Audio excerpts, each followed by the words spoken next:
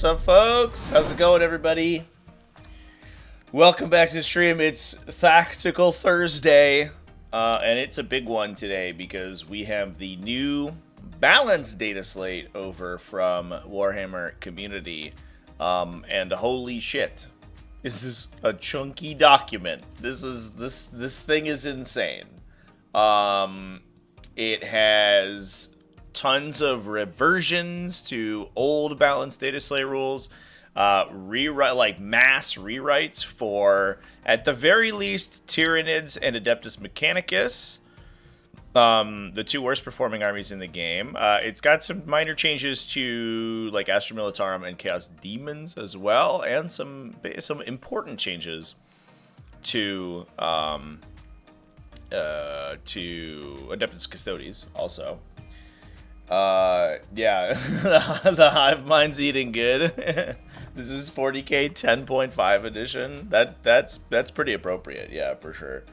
And yeah, so I think we're back. Tyranids are back, baby.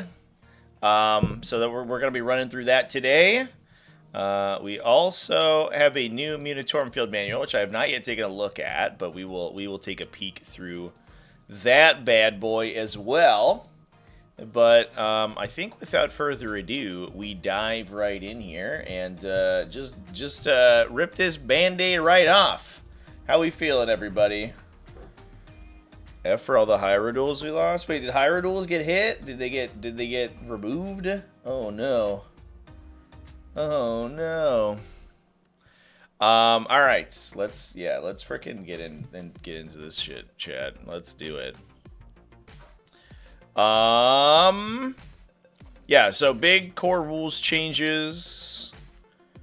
They have reverted the battle tactics change. So previously, if you had a stratagem cost modifier, so that was an effect that replaced your stratagem cost by zero, or an effect that increased the cost of your opponent's stratagems, that could only be used on battle tactics. Instead, they can be used on any ability, or any stratagem. However, I think I'm gonna see if I can't shuffle my view around here. Ooh, so it's not in the way of chat. Here we go. That's better. Let's do that. Instead, it reduces the cost of the stratagem by 1. So you can't use it to free strat 2 CP things, which is a little bit of a side grade in most cases, but you get so many more options to use it. And then similarly, if you have a vect effect, so an effect that once per battle increases the cost of an opponent's stratagem, the rule is replaced by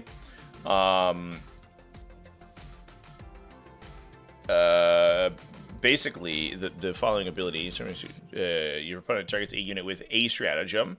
It increases the cost of the stratagem by 1. So they just get, it's a passive aura. It's no longer a used ability, so it doesn't require, for example, that your Custodes assassin be on the table to affect your opponent with it. And it affects every stratagem that they use, but only within a very narrow range. So significantly less useful, but not too bad. You can, for example, use it to try to like block Overwatch. If your opponent is holding up 1 CP and you run a Custodes assassin to within 12 inches of them, they can no longer Overwatch you, which is kind of rad. So it's, I would say, certainly a downgrade, and I am a little worried for the matchups where specific battle tactic stratagems are super impactful. I'm looking at you, Space Marines. You've gotten away with Armor of Contempt for too long, and unfortunately, now it's going to be so much stronger. Armor of Contempt remains unmolested from enemy Custodes assassins, but still, absolutely. Insane change. So here's my question, and this is I believe has been answered, but this is always the question when it comes to these fucking command point taxes. What does Kairos Fate Weaver do now? So the rule is that if you have this rule replaces rules that once per battle increase the CP cost of an opponent's stratagem. His ability increases the cost of your opponent's stratagem each time it is used, but it is used once per battle. So I guess it is a once per battle ability that increases the cost of an opponent's stratagem. It is not, however, an ability that increases the cost of your opponent's stratagem once per battle.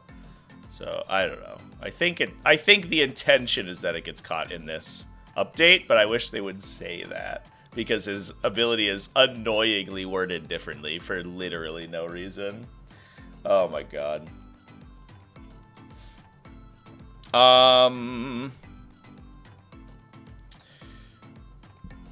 So, yeah. The change to use stratagems can be used more than once per phase. Parts of a allow a player to use a stratagem even if they've already targeted another unit with that stratagem. It can only be used if the name of the stratagem is specified in the rule. Similarly, if the stratagem is limited to one use per player per turn, such parts of that rule can only be used if the stratagem is specified in the rule. So you can no longer duplicate stratagems, I guess. You can only get them for free.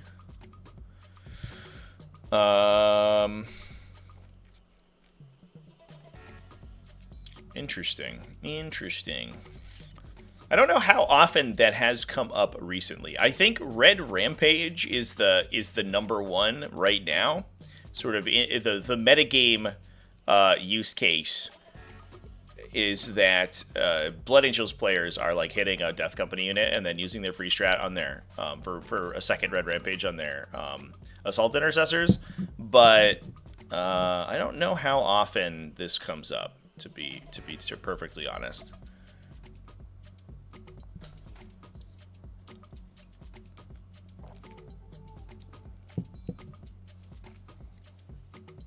This is why you make ability standard of universal special rules. Yeah, for sure.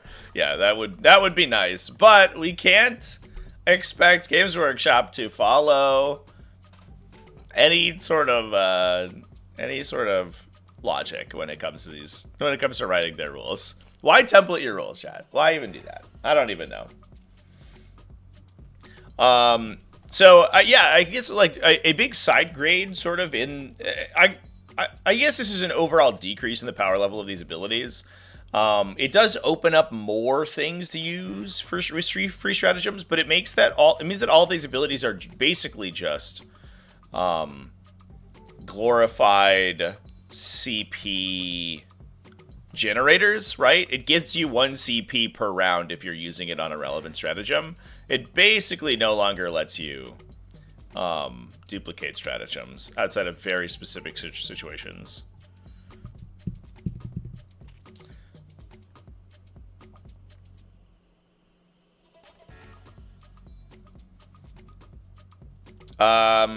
There has been a change as well to lone operative stratagems. These now always move to 18 inches instead of 12.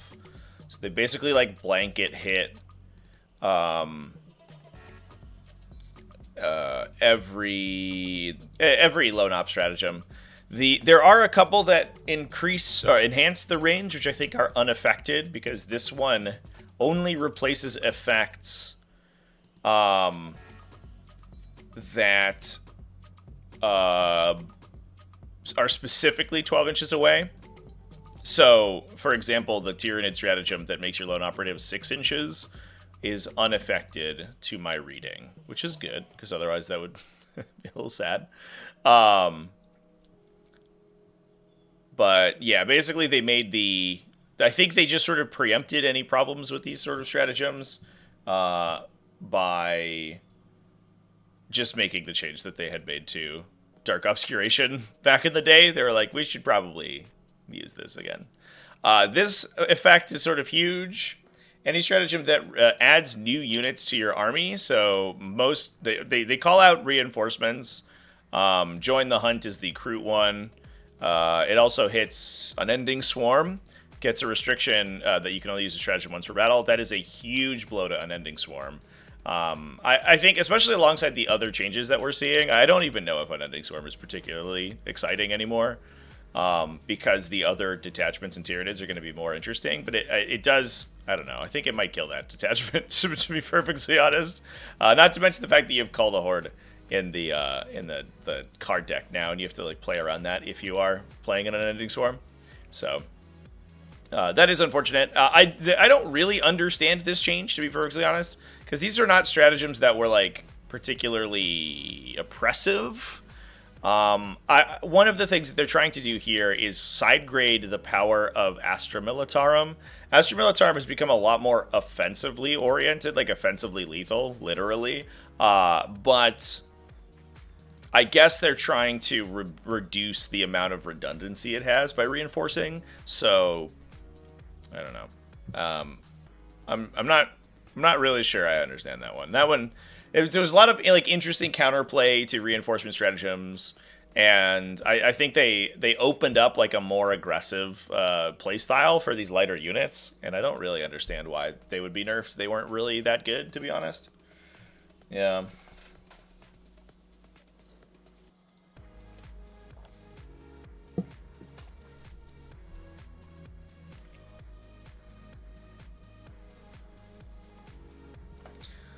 Might as well have to release all your rolls for free if you have to red text after your roll set. I mean, yeah, I don't disagree. I think free rolls would just be beneficial for the entire community for sure. Especially that, like, now that, like, they're so out of date. I think there was definitely, a consideration in the past that, like, these would be... These changes in here were relatively minor, but now we are going in and mucking with individual stats on individual data sheets, and it's just a crazy amount of changes. They need to go through and just like release the index cards as PDFs again. That was, I think, so helpful to community, and it helped. It increased transparency as well. I think I imagine it had a measurable decrease in the amount of like rules misplays that happened, because you could just look at your opponent's PDF index anytime you needed to. But now you need to find a way to do so. You either have to have it on the app, or you need to find a way to do so otherwise. But they're just going to keep squeezing the app people for however much money they can, which is, it is what they're going to do, I guess. All right, Adeptus Tortoise got no changes because they have a new codex, so we're probably not going to see too much change with them for a while. Adeptus Custodes, huge rewrites to 2 of their detachments. Shield Host and Auric Champions both got massive changes. The first one, their Martial Mastery Detachment rule has changed to...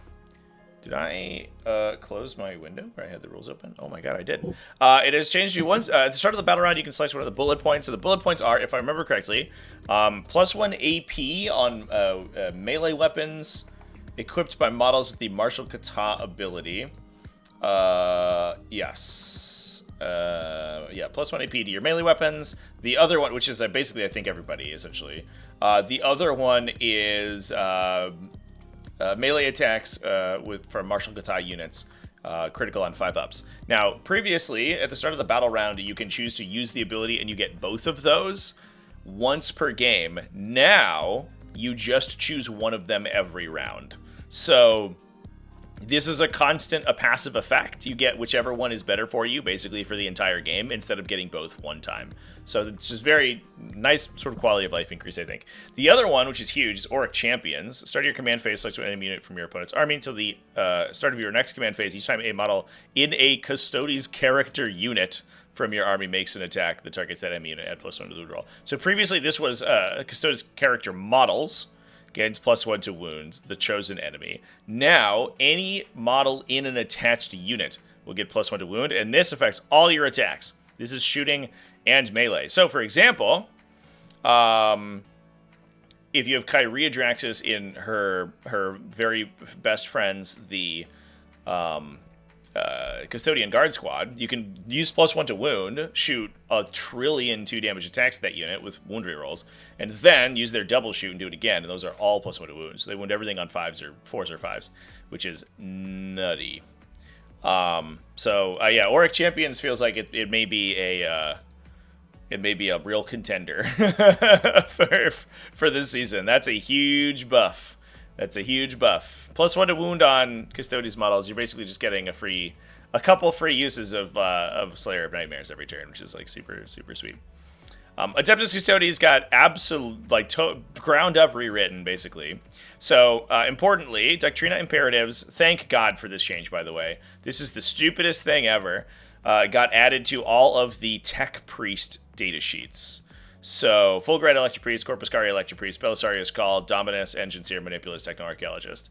I understand that it's a flavor thing that only Skitarii have Doctrina Imperatives, but don't fucking gatekeep your army rule from a unit. Those models didn't have an army ability, which was absolutely silly. But giving the Corpuscaria Electric Priest especially access to Doctrina Imperatives is huge. This was the detachment ability from the... what is the stupid detachment? Is it the Data Psalm thing? The Tech Priest Focus detachment, which I think has been rewritten. Nope, that's not right. Maybe I'm an insane person, chat. Oh no, you could grant it to you could grant it to Cybernetica cohorts, which I believe will grant Castellan robots Doctrinas. Is that right? Yeah. So you could grant Castellan robots the Doctrina Imperatives in Cybernetica cohort, but I believe that they will now affect them anyway. I'm just going to double check that I'm not crazy about that. So the Doctrina Imperative ability.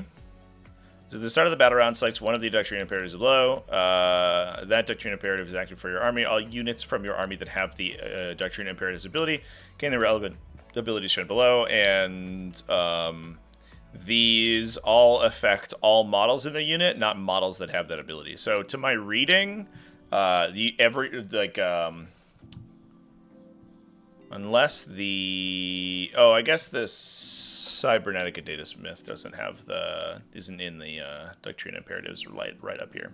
So you still have to be in the stupid Cybernetica cohort to get the buff here. That's too bad. Womp. Get wrecked, Castellan robots. But everybody else will get it, so that's huge for Corpuscaria for sure. Belisarius Call looks like it gets a couple of little buffs as well.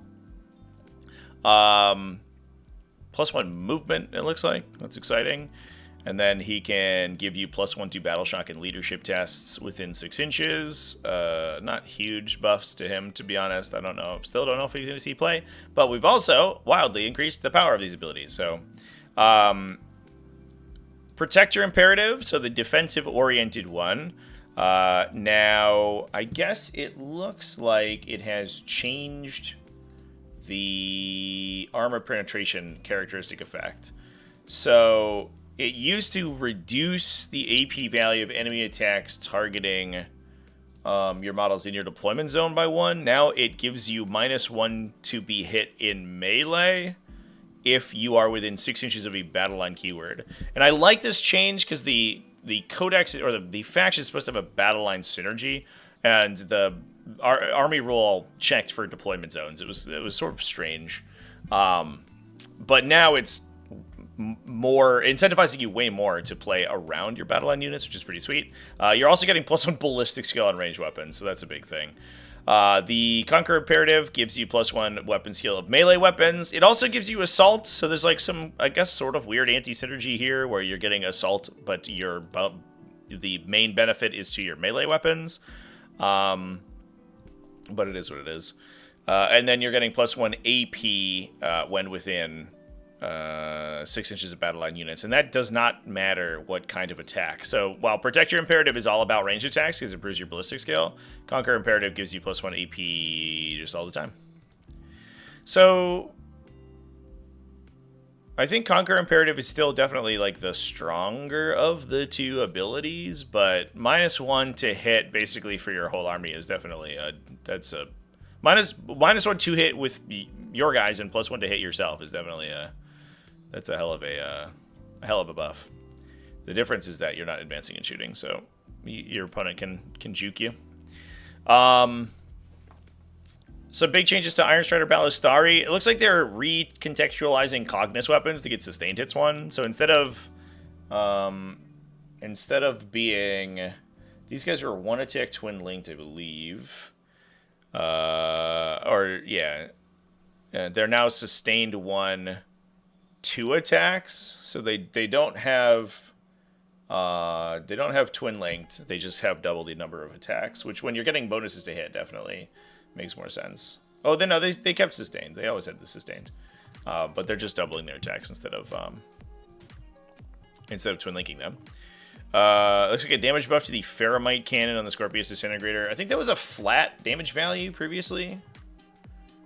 I don't know. I've never seen anyone take a Ferromite cannon, so I'm not sure if I know exactly what the stupid profile was in that thing.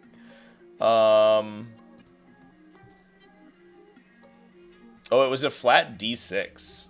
Jesus counts. Jesus Christ. Call his battle line now? Oh, did I miss that? Oh, what have I done? Oh, sure. That's a weird way to grant that ability. Is that one of his? Is that a modal aura? Oh, it's a modal aura. Oh. So he's not actually battle line. That's one of his, like, start of the battle round selections. So in order for him to become battle line, he gives up reroll ones to hit. I don't know. I don't know if he's actually going to pick that one, to be perfectly honest. I mean, it turns on your Doctrina Imperatives if you need him to, right? If you're like, oh man, all my Skitarii Vanguard have been murdered. Belisarius Call has saved me. Be a locust for my army. But I don't know how often you're going to be picking that one. Because the reroll ones is like sort of where his bread and butter. Although, I don't know. I'm not an Adeptus Mechanicus player, so maybe I'm a crazy person. So +1 damage on the Scorpius Disintegrator's weird, silly gun. Sicarian Infiltrators got an additional attack. They were just like super trash in melee. So that's super nice. I kind of wish they went to a base 3+ weapon scale, but I don't know. Ruststalker is also an attack bonus on your Dune Crawlers. Missile launcher changed somehow. There's no red text on it, so I don't know what would have changed.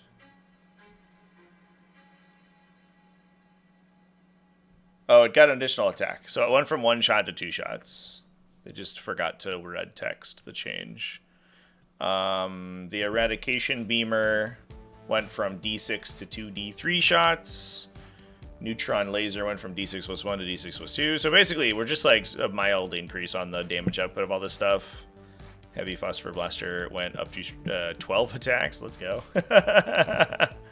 That's actually sick. I guess, like, it takes the spot of the Neutron Laser, so I don't know. I guess 3, like, big damage shots feels good. Alright, I don't believe that there are any new changes to Eldari. It looks like Night Spinners no longer prevent you from advancing. Is that a new change? I literally can't remember.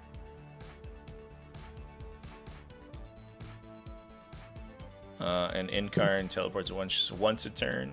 Sounds about right. Age of the Imperium is the same. Astra Militarum did get big rewrites.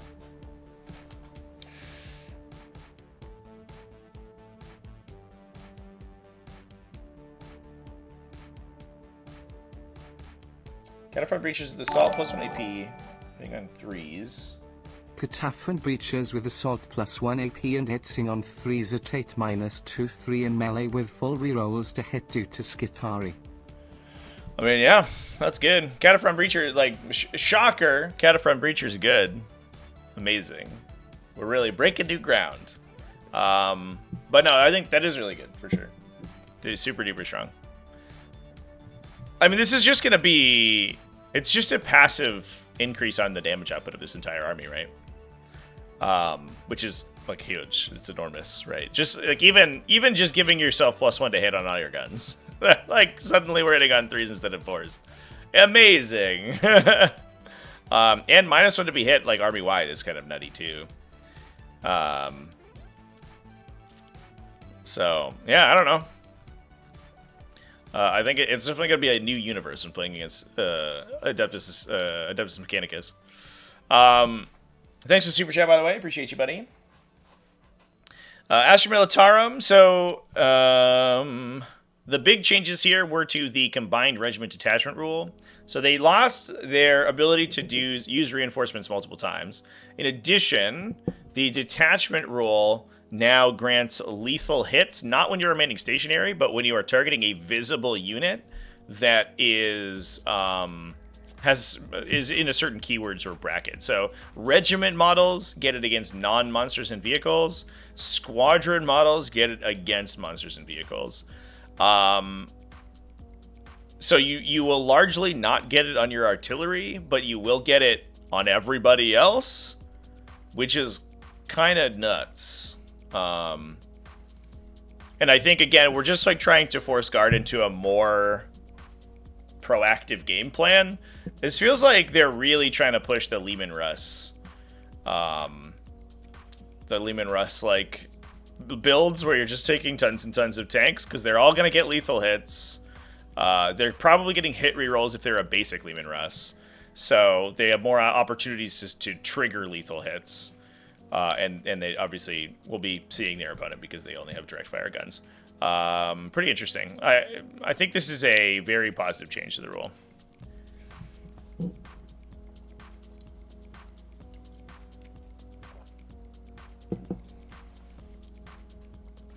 Artillery also hits on a 4+ at best.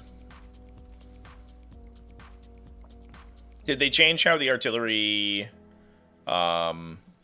works?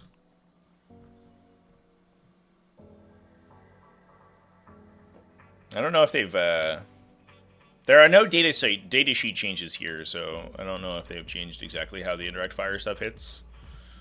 Unless I'm missing something. And they made Dorns cheaper? That's sweet. The core artillery rules change. Where's that at?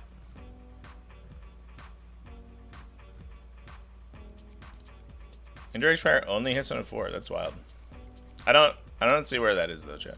Is that like in the bottom?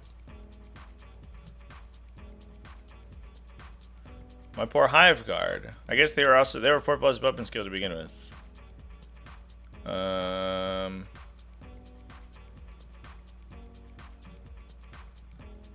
Did I overlook it?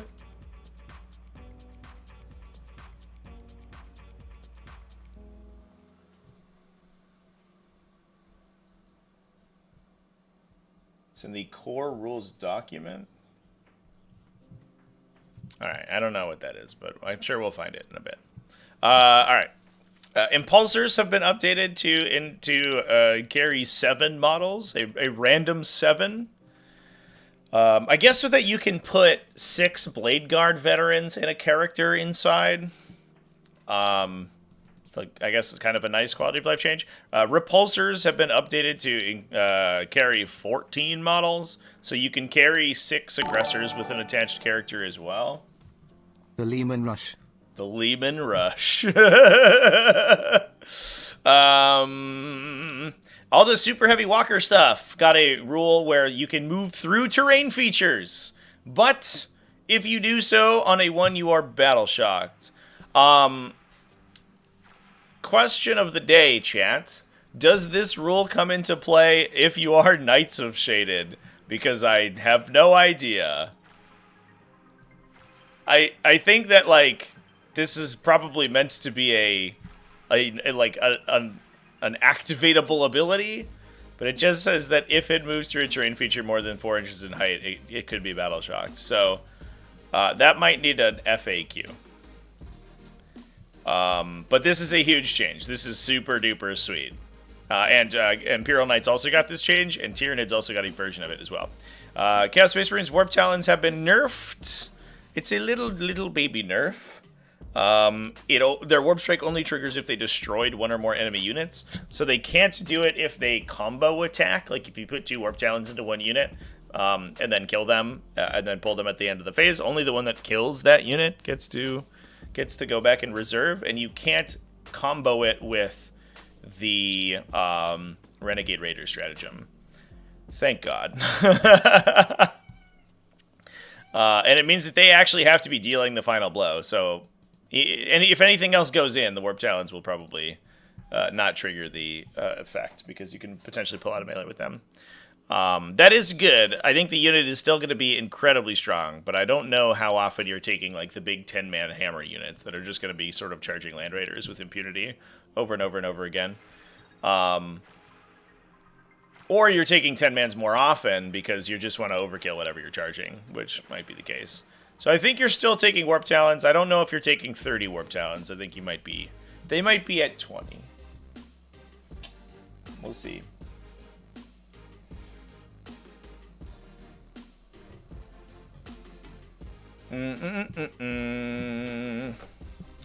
Inky's here. What's up, kitty? Come and hang out. Chaos Demons got a big update. So they've tried to kind of unhook the detachment ability for Chaos Demons from Be'lakor, which is nice. So now your Shadow of Chaos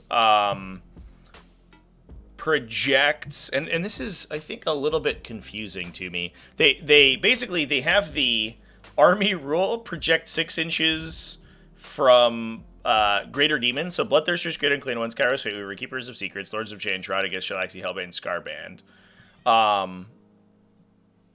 Awkwardly, I don't think it affects the Forge World Demons, right? Like, Teos Raucaris, like, it's fucked. Is he Lord of Change keyworded? He should be. But they love not doing that for Chaos Demons. They're just like, hey, I'm not gonna give you the correct keywords, because I'm a silly goose. I can't find his datasheet now. Because he sucks, anyway. I think he's Legends. That's probably why. But then also it gives each of those an ability that increases your Shadow of Chaos 6 inches away. So I don't know why they did both of these things. It's a little weird. I guess it counts. Like, it counts friendly Slanesh Demon units as being Shadow Chaos if they're within 6 inches. And enemy units are within Shadow Chaos if they're within 6 inches. So your other demons are not in Shadow Chaos if you do not share the Allegiance keyword, which is a little confusing, but I guess that makes sense. But that largely means that, like, for example, I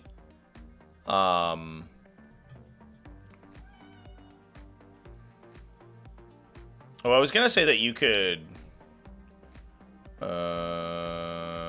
Oh, yeah.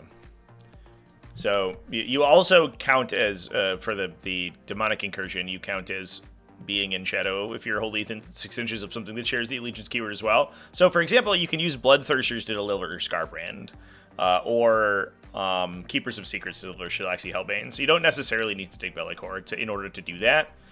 The downside, obviously, was that you would end up running into problems where if you lost Be'lakor, for example, your stuff got stranded in Deep Strike because it could no longer 6-inch Deep Strike from people. A little convoluted, to be honest, but that's like sort of Chaos Demons to a T. And I don't know how often... Like, I think that they overestimate the... impact of the Shadow of Chaos effects. The one thing that it lets you do is it always lets you turn on your stratagems if you're like on your Greater Demons. So you can always Warp Surge Greater Demons, for example, because they're always considered to be 6 inches of the same keyword of themselves. And you can always double uppy downy Greater Demons and stuff within 6 inches of them. And they always are considered to have their enhancements active. So, like, you can't take the objectives out from under a Great Unclean One and turn off their Endless Gift, for example. It's just always active. So, That is good. I don't know if it's like transformative to the faction, but it is like a quality of life increase.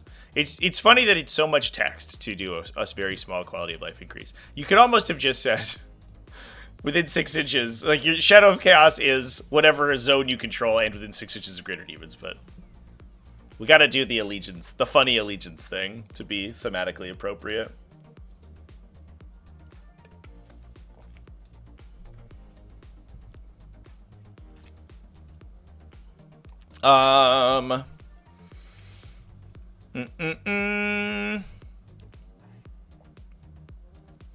So it looks like Dark Angel's got some rewrites as well. So it's so funny to me. Like, I was looking at stats the other day because we were talking about the factions that might get updated.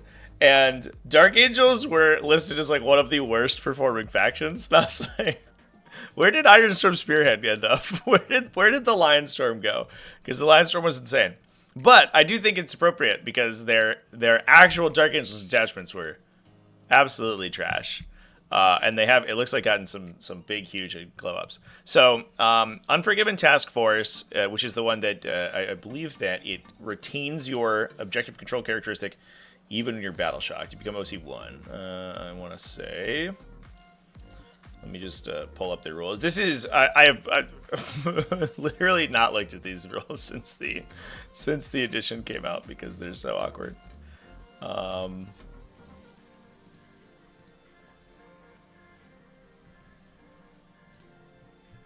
Yeah, so battle shocked units are changed to OC1 instead of 0. And in addition, this is an added paragraph. You in your command phase, one of your Adeptus Astartes units then adds +1 to the objective control characteristic. So it doesn't need to be a non-battle shocked unit, so you can make any battle shocked unit OC2 right off the bat, or you can further increase the OC of your non-battle shocked units. So they're incredibly good at objective holding, which is sweet, I guess. I still don't know if their stratagems are all that exciting. Because they all require you to be battle shocked, which is like kind of weird in order for you to get bonuses, but I don't know. The Inner Circle Task Force has entirely changed its detachment rule. So previously, you selected one objective marker, and you get +1 to wound with your Deathwing infantry units targeting models of that objective marker. That is still the case, and that's one of the bullet points. The other option is that you can select one or more objective markers you do not control. Those become bad objective markers. So if you already have the objective marker, you can get a bonus on it. Or if you do not have multiple objective markers, you can get a bonus on all of them. So you basically just like are the Storm hostile objective machine, I guess. Deathwing Knights looks like got some buffs on their melee weapons. Their Power Sword went to 2 damage. Mace of Absolution went to AP2 from AP1. Definitely makes the Power Sword a much more attractive option. 5 attacks at 2 damage is actually pretty reasonable, but they were awkwardly like really bad at attacking. They were just like wildly overshadowed by a Blade Guard veteran unit. It was like sort of nutty. And Inner Circle Companions went to AP2. Let's go! Their sweep also got an additional attack instead of just being sustained hits. I think that makes Inner Circle Companions legitimately competitive with Blade Guard veterans, right? They have significantly better attacks. Strength 6 versus Strength 5 is a huge breakpoint. Their strike has the same number of attacks and gets lethal hits, and then they also get a sweep profile if they need to, if they're attacking 1 wound enemies. So I think they are just better. They don't have the baked-in reroll 1s, and they don't have the invulnerable save, so they're not as survivable. But they're way more offensively oriented. This would have been, man, why didn't they have this profile to begin with? It's like so nutty. But I guess they get +1 to hit. Oh, if they target characters, which is like some of the time, so they're, I guess, a side grade. That is Very nice. That is very nice.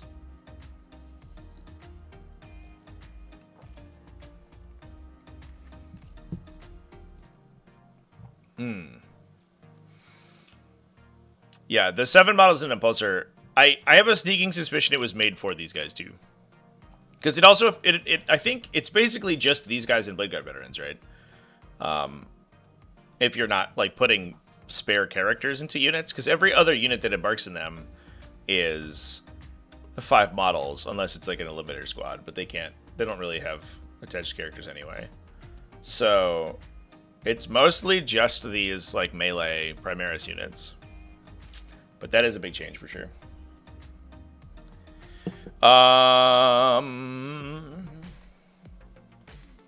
We're crossing the Red Sea. I know. Absolutely. Biologist Future Fire rewrote the stupid grenade rule. Thank God. Once per battle round, you can target 1 unit from your army with this ability with the grenade stratagem for 0 CP.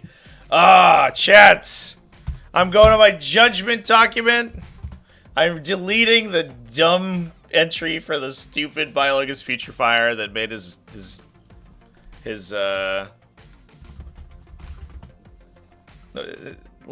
ability actually function.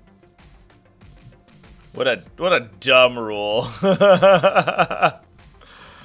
Let's fucking delete that shit. Where's my Death Guard section? Death Guard.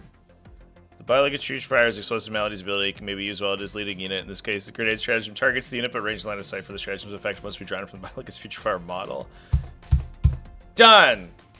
I'm glad they watched my video.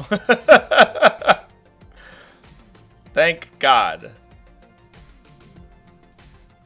Good shit.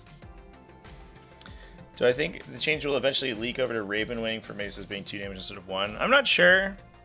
Ravenwing, are not kind of traditionally like a melee unit. They're a little bit more of a hybrid, so I don't know how much they're gonna like supercharge them. The problem was that the melee profiles for the inner circle stuff was just like bad. Like they were a solo melee unit that had bad melee profiles. So you're like, why are we here? what are we doing with our lives? All right, no changes to Death Watch, which makes me a little bit sad. Move down to Grey Knights. So one thing that they did change is that these Vortex of Doom style abilities that deal mortal wounds to somebody within 18 inches can now not target lone operative models that are not part of an attached unit and are not within 12 inches. Which, to be honest, is fair. It's fair. Imperial Knights. So they also got the super heavy walker change, so they can move through big terrain features, but they have a 1 in 6 chance to be battle shocked if they do. I kind of like the it's an interesting trade-off on these abilities. I think it's really cool, and I also like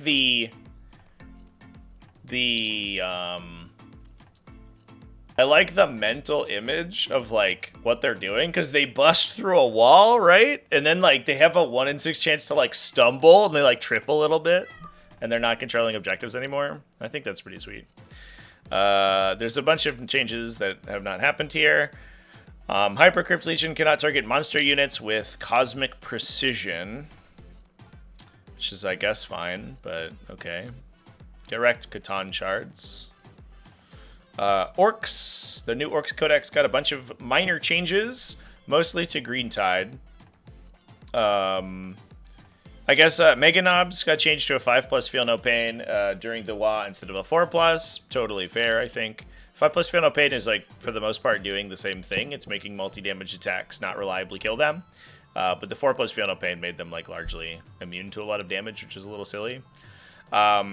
Green Tide now no longer gives you a saving throw reroll. It gives you a 6+ invulnerable save that improves to a 5+ invulnerable save if you are 10 or more models. That's all it does.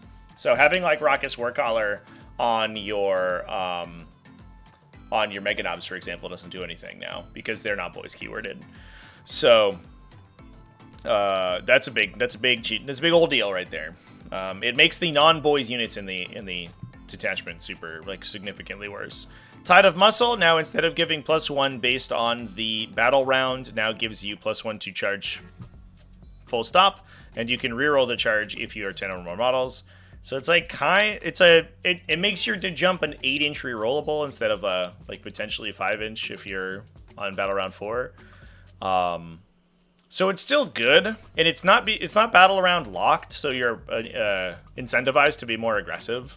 But the effect in the late game, where if you had like the jump unit remaining and you could just get on any objective you wanted to with like a really easy charge roll, was a little silly.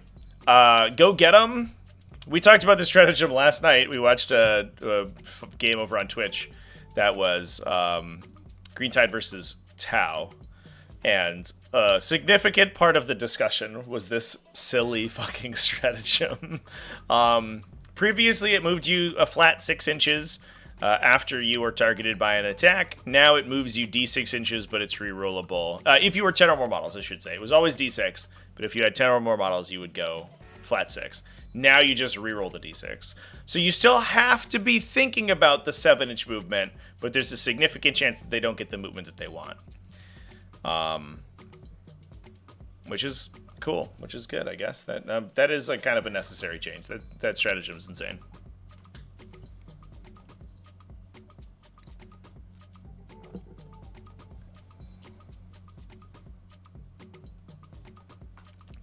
Ironstorm Spearhead got nuked from fucking orbit. So all of their abilities, I guess it wasn't quite that bad. Well, it was pretty bad. I don't know. All of their abilities have changed from auras to command phase targeted effects. So instead of affecting all vehicles within 6 inches of the enhancement bearer, these are their enhancements, by the way.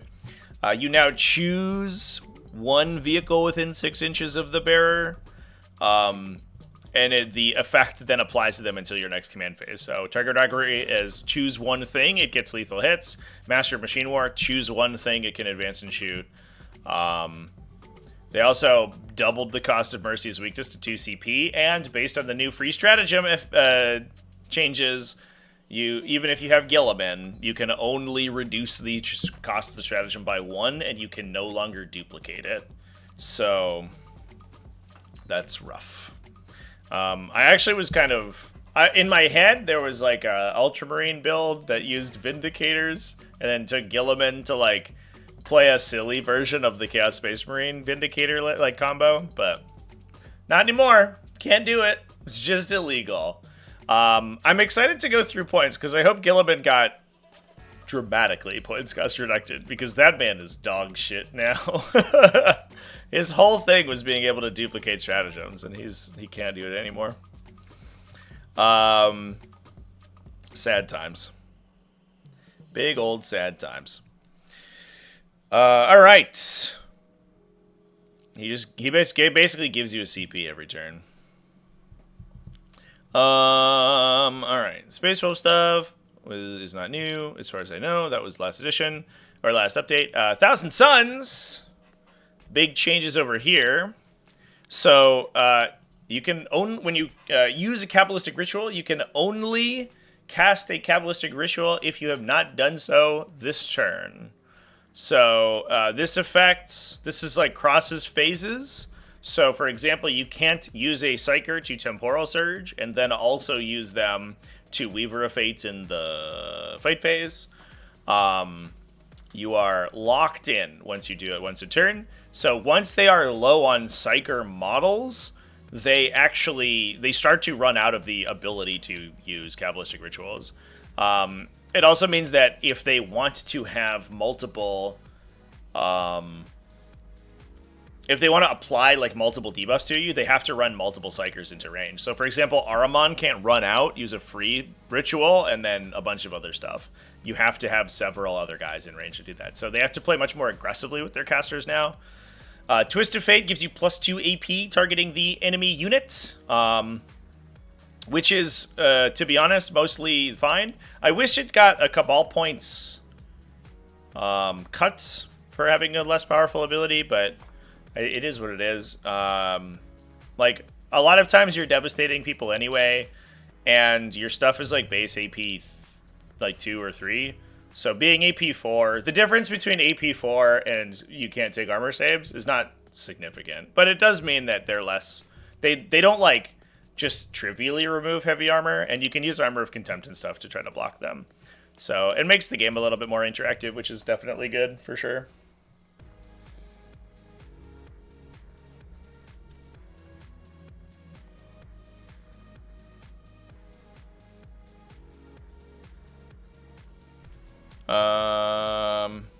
Oh, the specials did change?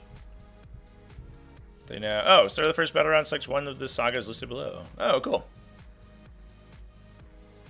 You just can't use +1 objective control. I guess that's fair. All right, so you're just playing. Bobby G can move through walls and lion. Thanks for super chat. Did he become infantry? I was. He's not infantry in this document. Why would they not make that change in this document if that was a change that they made? I don't know. I don't understand this fucking game, chat. Oh my god. Why are the changes not represented in this document if that is a change? All right. So you're basically playing like Righteous Crusaders, I guess. If you're playing Champions of Rust, it's like the same effect. You could choose a 6+ feel no pain, sustained one, or lethals. That's pretty good.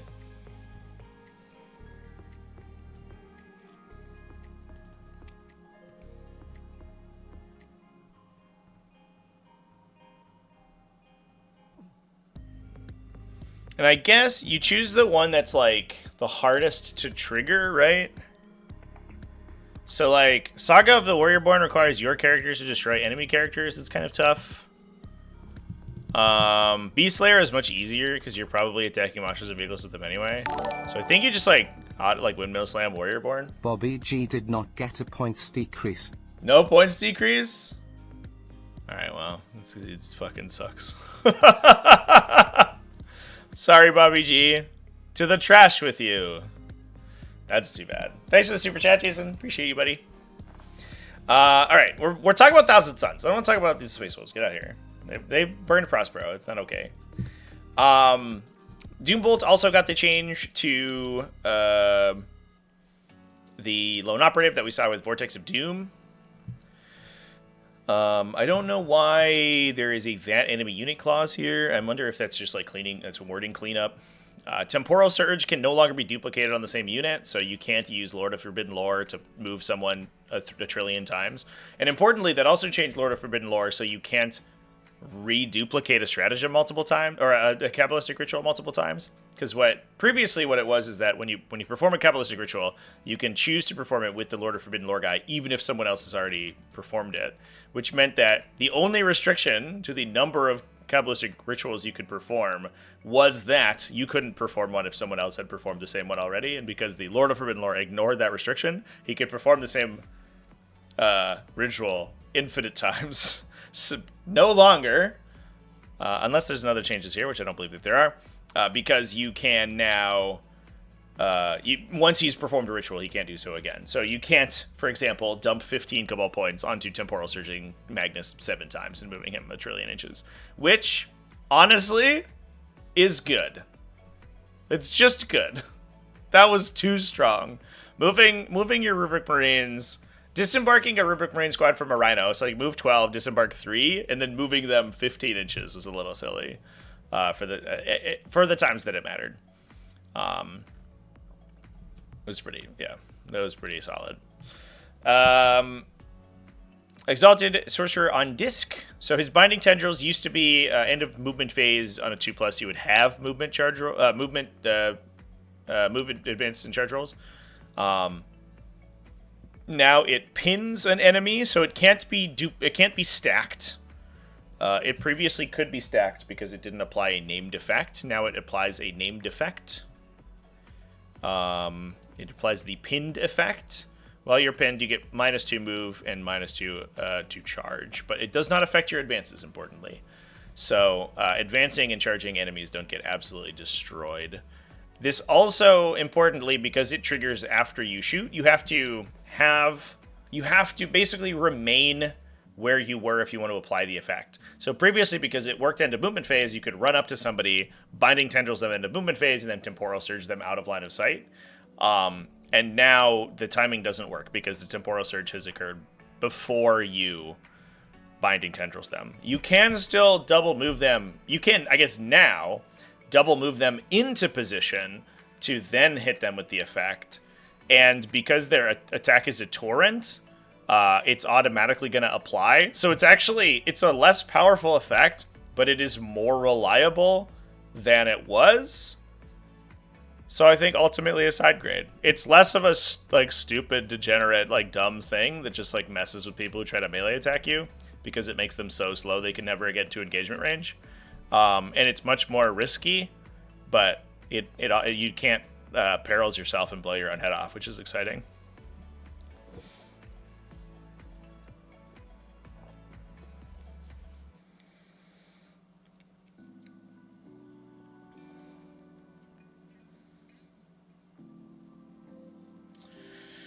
Had nothing but good words about the last update. This one has ruined the game.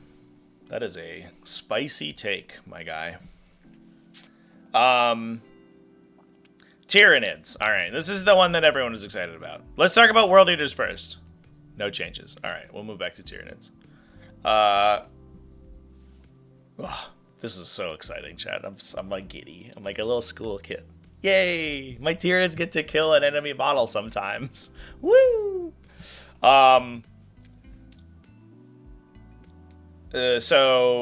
Synapse gives you 3d6, 3d6 battle shock checks, and +1s to strength characteristics of melee attacks. Thank God.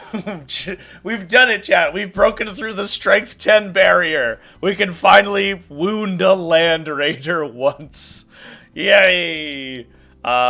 Importantly, so this brings Hive Tyrants to strength 10. That's exciting. You could maybe kill a rhino with them. It's unlikely, but you could. The big punchier stuff, so it brings Norns to strength 10, right? It brings Tyranid warriors to strength 6, which is huge. That's a huge breakpoint. It means that they wound everything not toughness 12 plus on 5s, and they're twin linked, so they're gonna kill the world. You can get Hormigons up to strength 4, which is relevant. This is just such a huge buff. It is only melee attacks. I know there was a rumor that this is affecting all attacks, but it is only melee attacks. Although there were strength buffs later on in the changes. Shadow in the Warp now gives a base -1 to the Shadow in the Warp battle shock test if you're within 6 inches of a Synapse unit.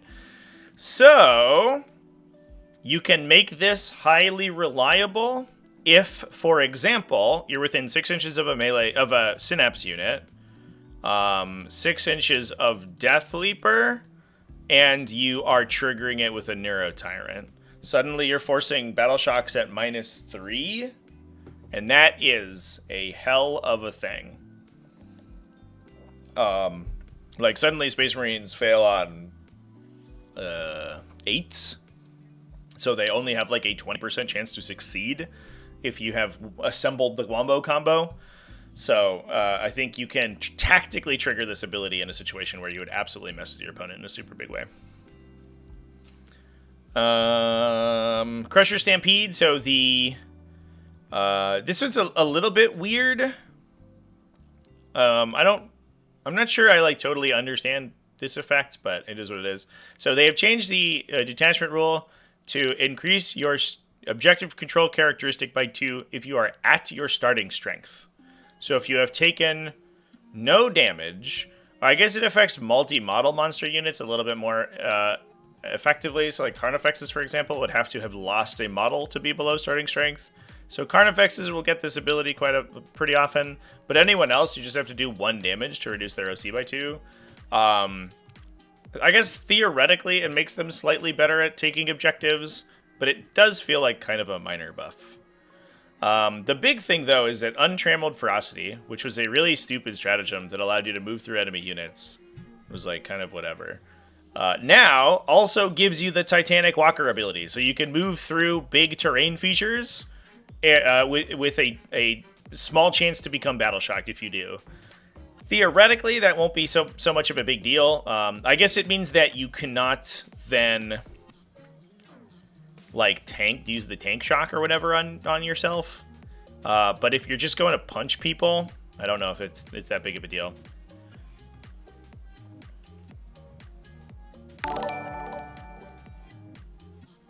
Tervigan, Malisepto, strength 10. Malisepto! Strength 4 in melee.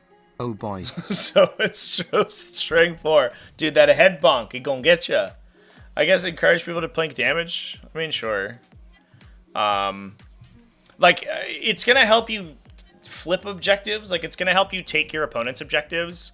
But I think for the most part, like, I don't know. It feels kind of Boolean, right? Like, there's no defensive stratagems in this detachment, except for, like, the stupid -1 to be hit in melee one.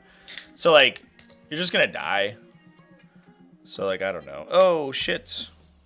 My can is broken. It was a bad can. All right, we fixed it. I mean, it's a good, right? It's a good quality of life increase, right? It just makes your monsters better. Hive Tyrants. The Hive Tyrant needed some help because he lost his ability to duplicate stratagems entirely. He just can use stratagems for free a little bit. So the basic bitch Hive Tyrant got lethal hit added to his aura. So outside of it's a little funny because he's sort of anti-synergistic with Invasion Fleet. Outside of Invasion Fleet, though, he feels like a total auto-include. Because I have to imagine that unless we look at some points changes and we see exocrines like wildly increase, they did get +1 strength, which is not a huge breakpoint. 8 to 9 isn't like the biggest deal ever, but it does make them good against light vehicles. Like most armies are windmill slamming 3 exocrines, and probably Zoanthropes now, and giving all that shit lethal hits for free. Although I think the Zoanthropes have lethal hits anyway. Whatever. It affects their blast. I don't know. Is nutty. Plus, you have the ability to now get free stratagems on stuff that isn't only battle tactics. So you can use like lone op stuff in Vanguard Onslaught for free and shit like that. So, plus the Hive Tyrant is also strength 10 in melee. So he's also actually not like just the worst thing ever at fighting. It feels like foot Hive Tyrants are really rad. The downside to me is flying Hive Tyrants. They just got shit on. But oh well. They advance and charge in Synaptic Thingamajig. Or Vanguard Onslaught, excuse me. Alright, keyword changes. Neurolictors gain Synapse. So did Broodlords and Parasites of Mortrex. They also got Shadow in the Warp. So you don't necessarily need a Hive Tyrant or something to trigger your Shadow. Kind of a nice quality of life increase. I have no idea why the Neurolictor was not Synapse. It's called a Neurolictor. It has a huge brain. And everyone was like, oh, does that guy have Synapse? And you'd always have to tell them, like, no, they forgot to add the keyword. Which was bizarre. The Parasite of Mortrex being Synapse is nice. But it's still not a character. I don't believe, right? Or it is a character, but it's... I forget. There was a downside. Was it that you said it was Synapse?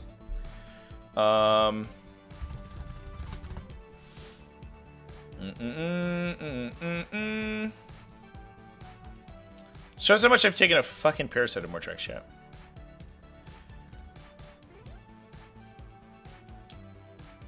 I believe that they're non-character, right? That's the problem. They're just like randomly lone operative dudes. So you can't put enhancements on them, but at least they can like lone operative and run and provide you Synapse on your melee stuff, which is like relevant. Oh, that change also makes Genestealer strength 5. That's exciting. If they're now in a Broodlord unit.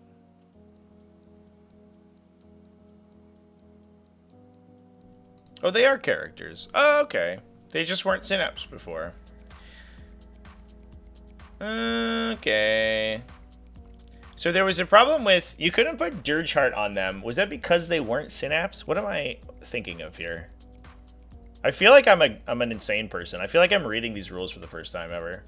That's because I haven't played Tyranids in so long and they have like not been doing well. Yeah, so you couldn't enhance them in Synaptic Nexus because they were not synapse creatures, but now they are. Dirge Heart. The Dirge Heart Parasite might be good. Oh my god. So you're at base level, forcing a Battle Shock check within 9 inches of the Dirge Heart guy at -3.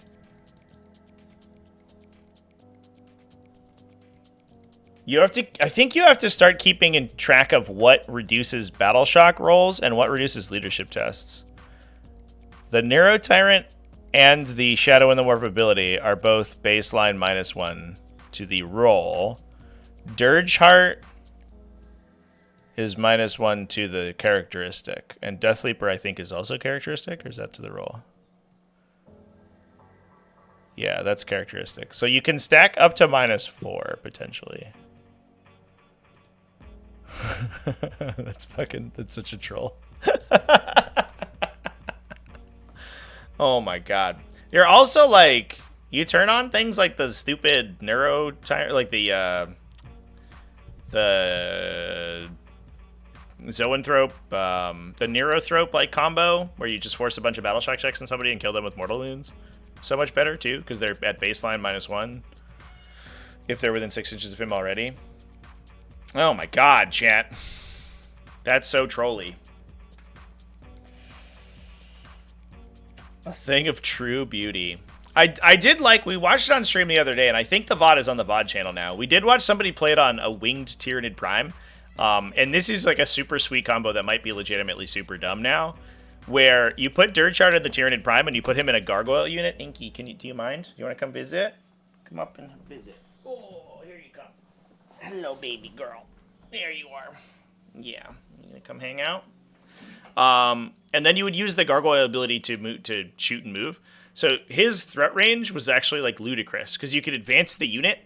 So he would move 12 plus d6, and then you would shoot, and then you would move another 6. So he, and then like 9 off of that. So his ability to impact your leadership was like nutty.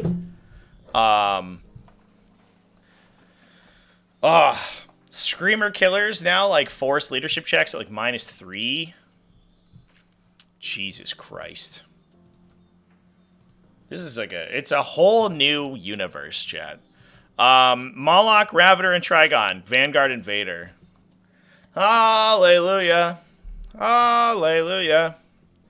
So they now get access to all the Vanguard Invader stratagems, which means they can uppy downy. Molochs get repeatable mortal wound infliction. Unless there are additional requirements for that stratagem, but I don't believe that there are. You can also lone operative them.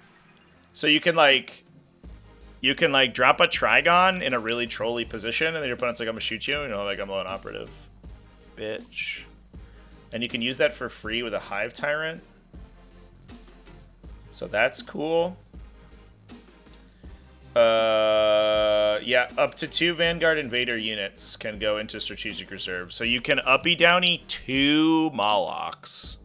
2 Molochs! I just spent an entire week talking shit about the Moloch and they gave him Vanguard Invader. Like, are you kidding me right now? That's insanity.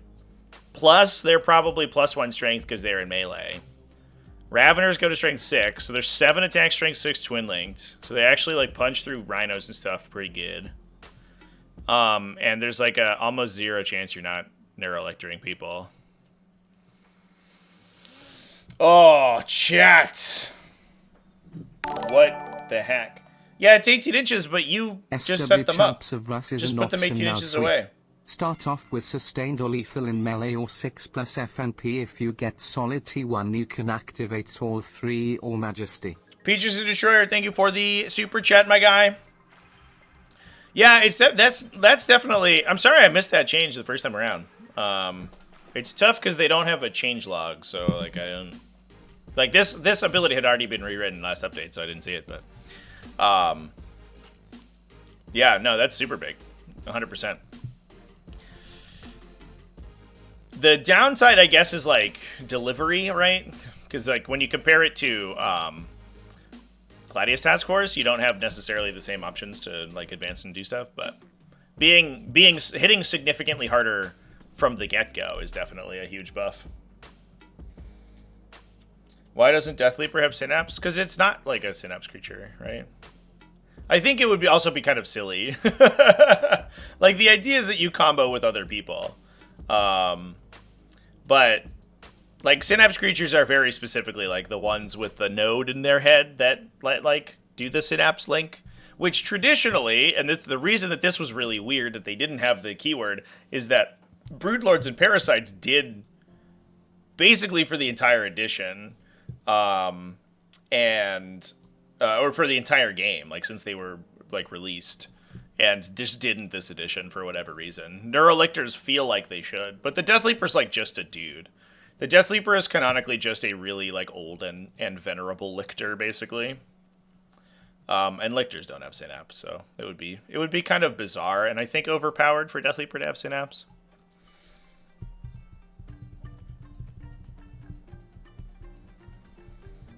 18-inch for lone upper is only for stratagems. Yeah, it's for stratagems that prevent units from being targeted. Broodlords used to be elites of that Synapse. It is my recollection, chat, that Broodlords had Synapse like way back in the day in like 4th. But maybe I'm a crazy person. I don't know. That's how I remember it, but maybe I'm insane. I don't know about 8th edition. I guess we could look at the archive.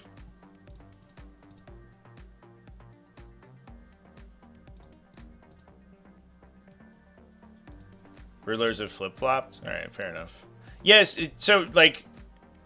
oh, Wahapedia has a 7th edition archive now? What? Wahapedia? Is this new? Hold up. Guys, you can look at 7th edition rules. Let's go. What do you think? What do we think Broodlords did in 7th edition? Where's Broodlord? Ah! Holy shit. What has happened?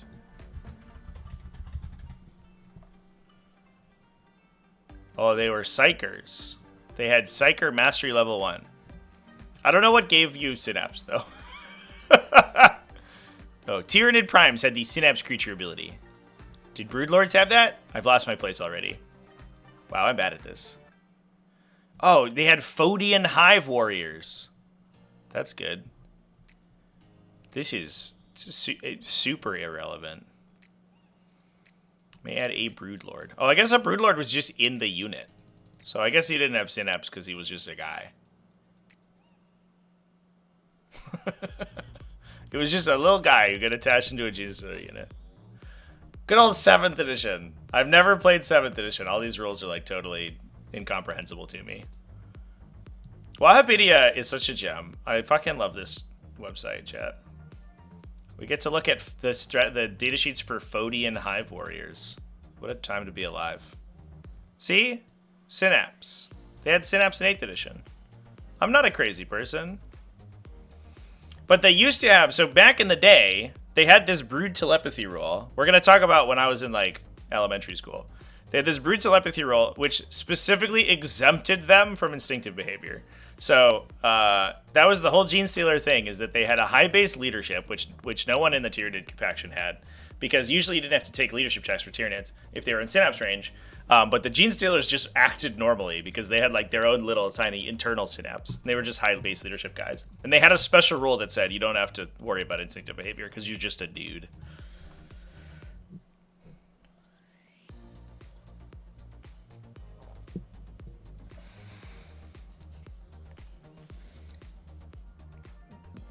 Yeah, there were squad leaders. Yeah, I remember back in the day, a Broodlord was an HQ unit you took, and then you added Gene Stealers to the Broodlord unit. It wasn't that you attached the Broodlord to the Gene Stealer unit, it was the other way around. You could take a Broodlord, and then the Broodlord was like 1 Broodlord, 0 to 6 Gene Stealers or whatever. It was like a bizarre unit composition. He was really good, though. Isn't Echoes of the Warp better now since you can access more stratagems? That's actually a really good point, chat. For Thousand Suns. Yeah, that wasn't changed at all. You still obviously can't do it if you're doing other rituals. So, for example, you can't, like, use your dude to double move and then give him a free strat, but that is actually super relevant.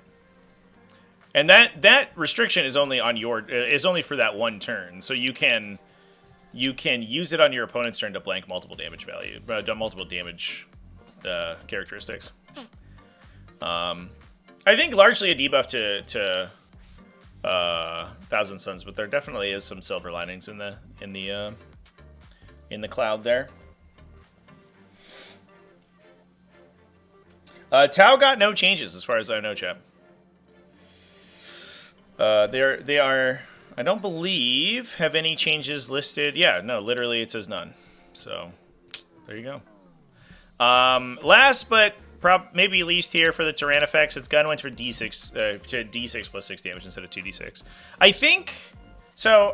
I was imbibing some Tyranid content, and some people were saying that they liked the Tyran effect simply for the fact that it could trade shots with other like heavy armor, because it couldn't get one shot because it could have Blade of Armor away one of the hits that they take. Which is, I think, relevant, and with a much more reliable damage characteristic on their gun, and probably lethal hits all the time from the Hive Tyrant, they actually do feel pretty okay. I wonder if the Rupture Tyran effects is going to be playable. My buddy has a chub for the bugs. Shout out, Andy. The old chub for the bugs. What's up, Andy? Peaches the Destroyer, thanks for the super chat, my guy. Tyran effects is no fun now.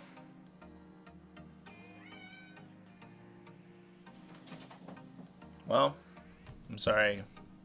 I'm sorry that you feel that way. It seems fun to me. All right, chats. Well, that is the balanced data slate. I think before we jump into field manual, let's talk about this stuff since everyone's been giving me talk about it. Oh my god, look at all this stuff. Jesus Christ, there's diagrams and shit. So this is Core Rules Update with Commentary version 1.3. Why wouldn't you just update the doc? Alright, I don't know. Okay, let's look. Redeployments.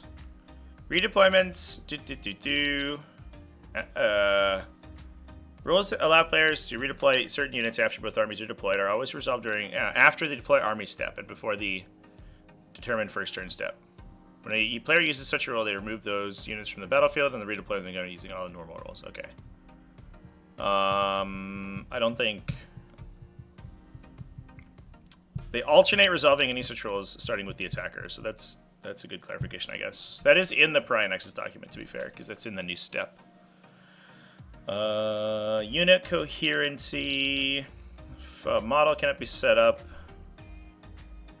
following any restrictions stated by other rules, that unit cannot be set up. Okay, so that's just clarifying that you can't intentionally take casualties to set up your guys, which was how it worked in 8th edition, but not for a while.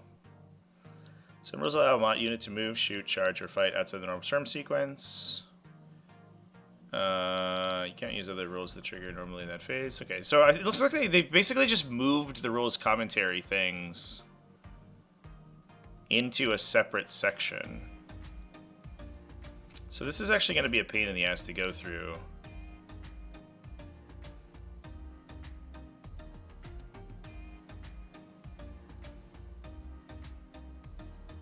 Oh, chat! This is glorious. They've codified that only your base is necessary for moving a model. That's glorious. So this is actually how we ruled it in T5S2, because it's like way more, like it's almost impossible to accurately coach models like non-measurement surface movement restrictions in a way that doesn't take 1,000 years, especially on Tabletop Simulator. It's a little easier IRL, I think, but no one does it. So like, if you were gonna play 40K the way that 40K is played by the community, you basically don't do that, because no single human has ensured that their sword doesn't like clip a wall while they're moving. They always just move their base around a wall or whatever, and they've just codified that that's how it's supposed to work. While moving in a straight line, a model can be moved through any space its base can fit through, but cannot end somewhere the model cannot be placed. Glorious.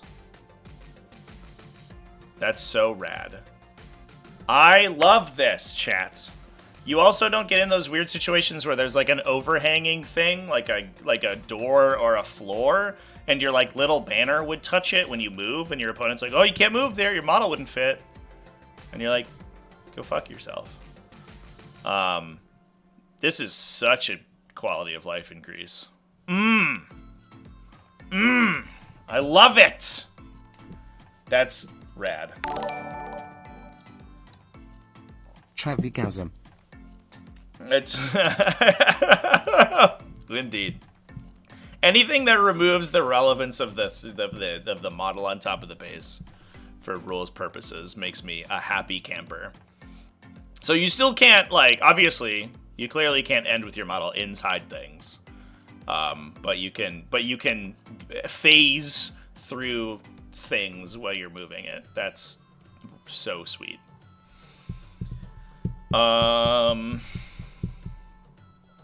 Each time you move a model in a straight line, measure the distance from the same point on its base at the start and end of the line. For example, you can measure from the back of a model's base, measure distance to the back of a model's base.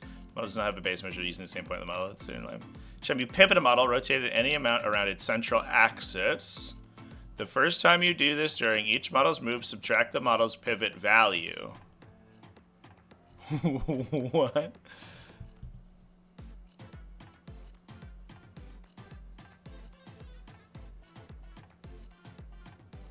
From the remaining distance it can move during that move. If there's not enough space left to do this, it cannot pivot. Did they just remove rotational measurement, chat? Is this the greatest update in the history of the universe? Ah, chat, I have to make... Turns out I have to make more divisive videos about stupid rules things, because someone in the commentary team is going to change them! Oh, we doing a line of sight video next, chat. Let's go. Models have a pivot value of 0. So when you pivot during a movement, you rotate it around its central axis, then subtract the pivot value from the distance it can move, which is, unless otherwise stated, 0 inches. Monster and vehicle models, excluding models on round bases, and aircraft models have a pivot value of 2 inches. So every time you pivot, you simply remove 2 inches from your movement characteristic.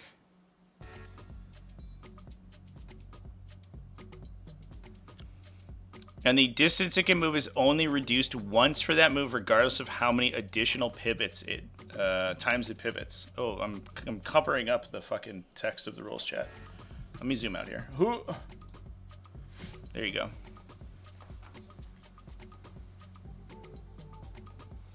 Whoa! This is the greatest update known to man. Ugh. The pivot is extra movement?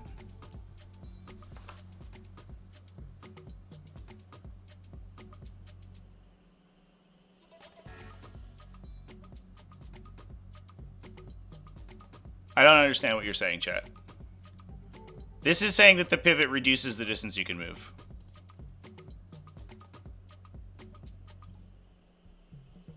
Yeah, only one pivot costs movement, right? So you go select a model to move. I'm gonna pivot, reduce its movement characteristic by 2, and then spin it around a bunch of times. Define the center of a model without a base. Draw an imaginary force. Okay. All right. You've lost me. They had us in the first half, not gonna lie. Oh, good. Draw an imaginary four-sided shape as small as possible that contains each part of the model as you look directly down on it, then draw 2 imaginary lines across the diagonals. Just give them a fucking base. All right. That's okay. We all know how this is gonna work out. I don't think that this is particularly relevant. Use your imagination, chat. That's fine. That's okay. Moving with a pivot value of 0. This model has a move characteristic of 5 inches. It moves 3 inches in a straight line, then 2 inches in another straight line. Oh, these rules are so good. This rule, not so much, but also not particularly relevant. You just rotate your dude.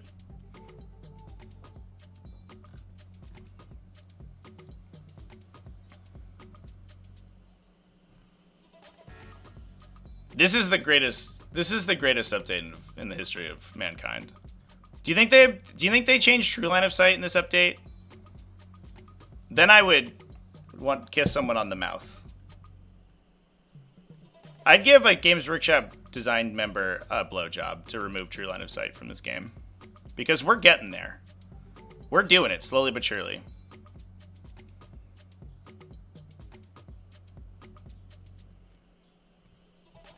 So the Bloodthirster in that example has a pivot value because it's on a non-round base, right? Shit, I've lost my place. Yeah, because it's a monster unit that is not on a round base and is not an aircraft. So round-based monsters are, like, ludicrously more powerful.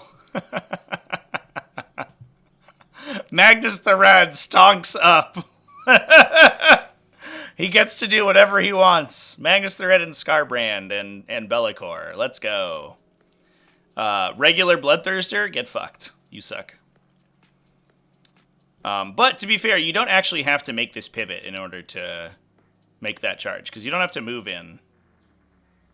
You don't have to move in like directly forward.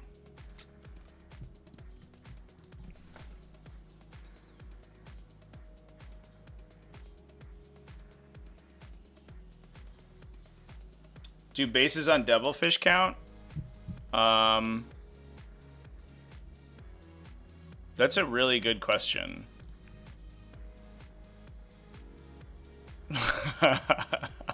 They might, chat. Grav tanks might pivot for free. Unless there's like a... Which, honestly... Maybe that's fine. I think that unless there's a qualifier somewhere else, I think they would pivot for free. But I don't know if that matters so much.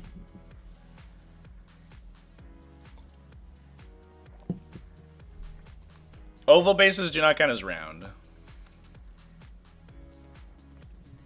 I guess what does round mean? Well, I mean clearly they don't because there's a diagram showcasing that you have to pay 2 inches to pivot a Bloodthirster. So, good luck with that argument. They have displayed what they mean by round base in their diagrams.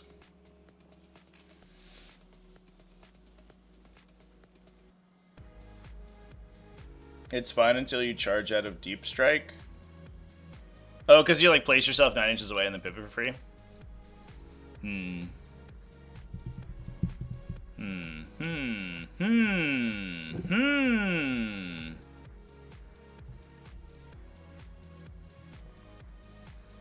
Maybe you could just rule that they don't. But it's like, are you gonna charge me with a Devilfish? Probably not, right?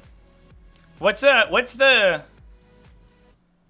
Is there like a weird instance of a model with a flying stand that wants to... that like super abuses this? I don't think. I can't really think of any, but I'm sure that there's one somewhere. It like hull measures and overhangs its flying stand by like a million inches or whatever. Bikes can do it.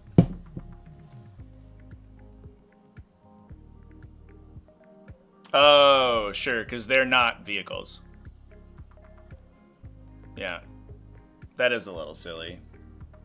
I don't know why they wouldn't have excluded... I don't know why they wouldn't have included oval bases in that situation, in that discussion, right?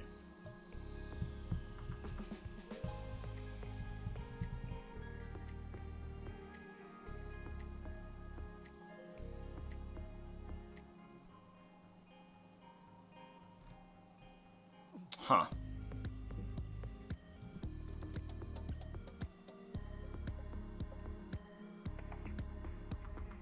Doomsday arcs? Right, but like the Doomsday arc is like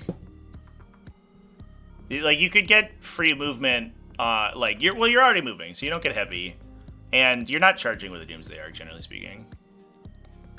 The bikes thing is like that's real. That might be a problem. That might be a problem. That is a problem. That's like super degenerate. That's pretty easy to get around though, because you could just rule that mounted models or models on oval bases have some number of pivot value, right? Call it 1 inch. That is a little bit of a miss. Ugh. Chat, I was in such a high, the highest of highs because of this roll. Well, Silent King doesn't. I don't think he cares, right? He doesn't really extend over his base very much. But he also just like, I don't know, he's just a base guy. He's on a round base, so he doesn't even have a pivot value anyway.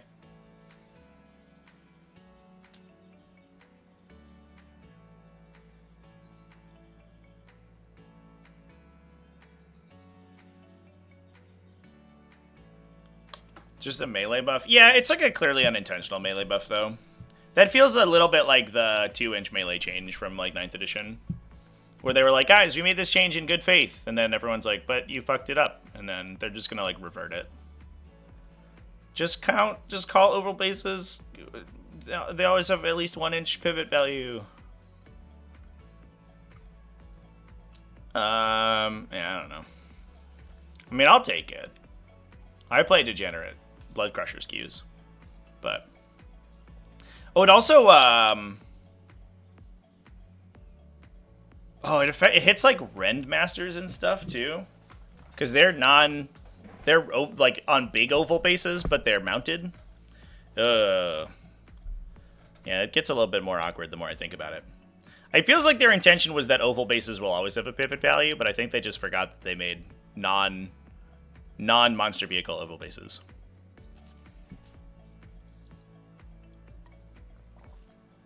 Oh my god, chat. Unless at least one model in a unit has an eligible target for its ranged weapons, it cannot be selected to shoot. So you cannot Dark Pact Abaddon from behind a building. You have to actually attack with him. That's a big deal. Some rolls inflict mortal wounds on units. Each time a mortal wound is inflicted on a unit. If mortal wounds are being inflicted by the result of the hazardous ability or an attack with devastating wounds that scored a critical wound.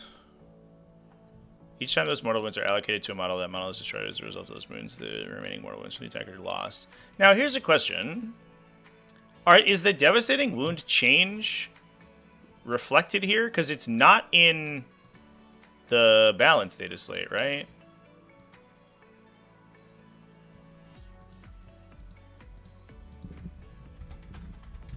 Oh no, chat. Did they make devastating wounds dumb again?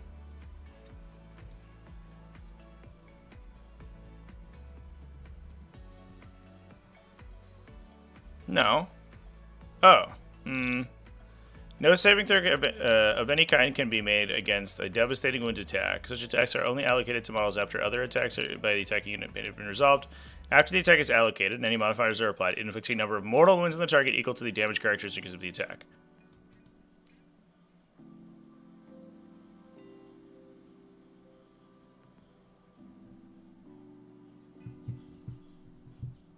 So did they change how mortal wounds are inflicted?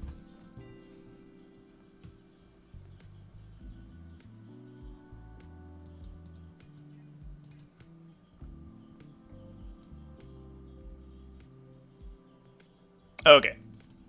Alright. I understand what they did. So they made them...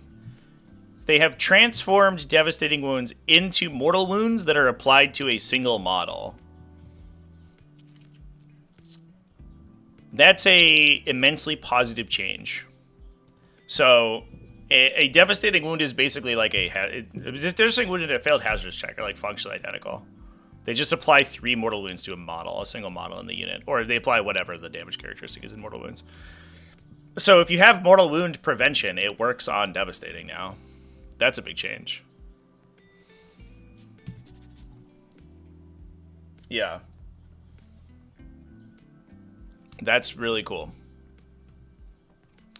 Indirect fire. The indirect fire change everyone was on about. Subtract 1 from the hit roll, and a modified hit roll of 1 to 3 always fails, and the target has the benefit of covering instead of attack. A unit targeted by an attacking model comes with a weapon with the indirect fire ability. No models in the target unit are visible, so when resolving attacks with that weapon, subtract 1 to 3 and hit roll, and you get the benefit of cover. So, yeah, I guess the question was that people had are indirect fire penalty ignoring effects gonna ignore that? And it seems like they don't, but let's look. So like a Desolation Squad, for example, says you ignore the penalty to hit rolls, which is this one. But this is not, this is just a failure state. That's not a penalty. So yeah, it seems like you just only hit on 4s. Man, indirect fire just got fucking nuked. Although Desolation Squad specifically might be okay, because you can still Oath of Moment whatever you're shooting at. And then it's not quite as bad. But going from hitting on 2s to hitting on 4s is a big change. I'm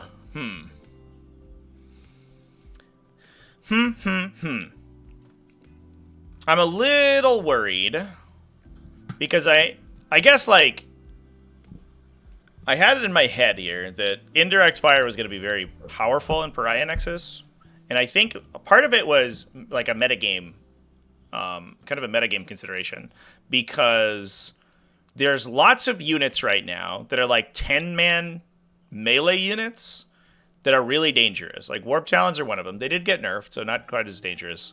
But like I think a lot of Adeptus Sororitas stuff, and also like units that are action performers, and indirect fire being a way to counter those felt kind of important.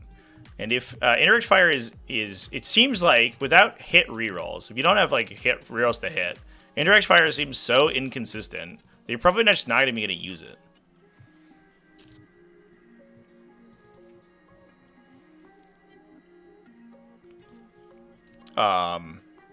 Which I think gives like the factions that are like lightly armored but hit like a Mack truck and trade up really hard, which are going to be really, really silly in Pariah, kind of gives them free reign. I'm a little worried about that, but only from a metagame standpoint. I definitely think that it increases like the enjoyment of the game. I would love to see the -1 to hit be removed.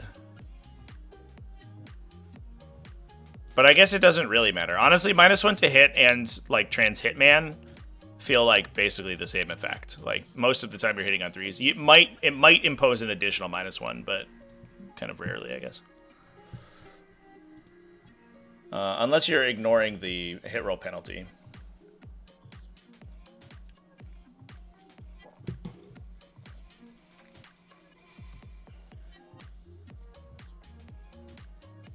Guard got screwed hard.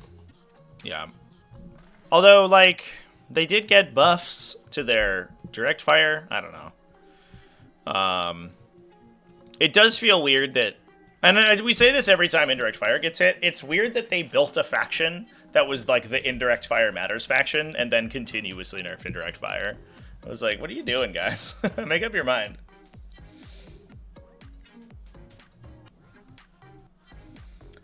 Missed the commenting on the interplay between actions and only being eligible to shoot in range of an enemy. No, there's a specific note that says it doesn't do that.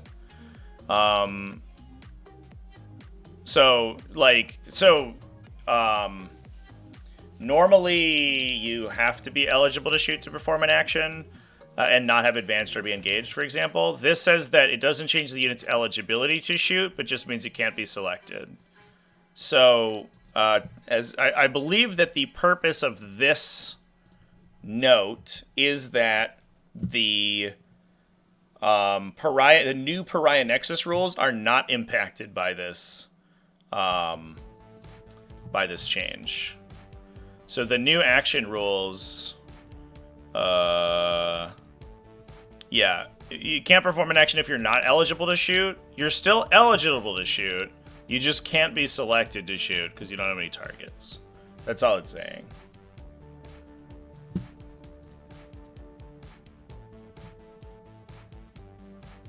Guard is explicitly telling you to play tanks. Yeah, I mean, they've been doing that for the last, like, 6 months. They're like, please, just play our Lehman Russes. And you're like, everybody's like, no, I want to play mortars. I want to play Medusa carriage batteries. You're not my mom. Hazardous. It looks like it's sort of the normal thing. We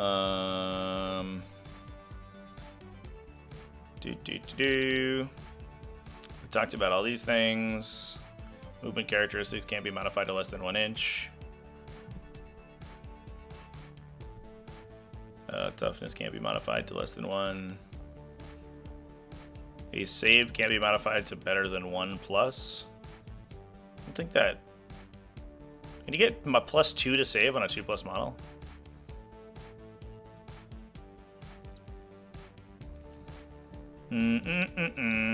Leadership can't be modified to better than a 4+. Interesting.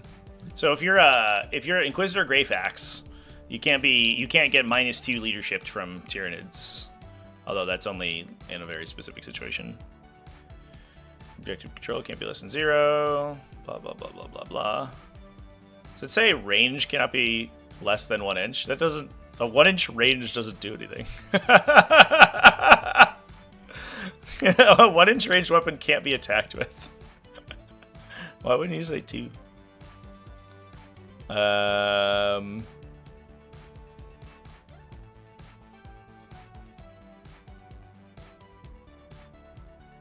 This is all existing stuff.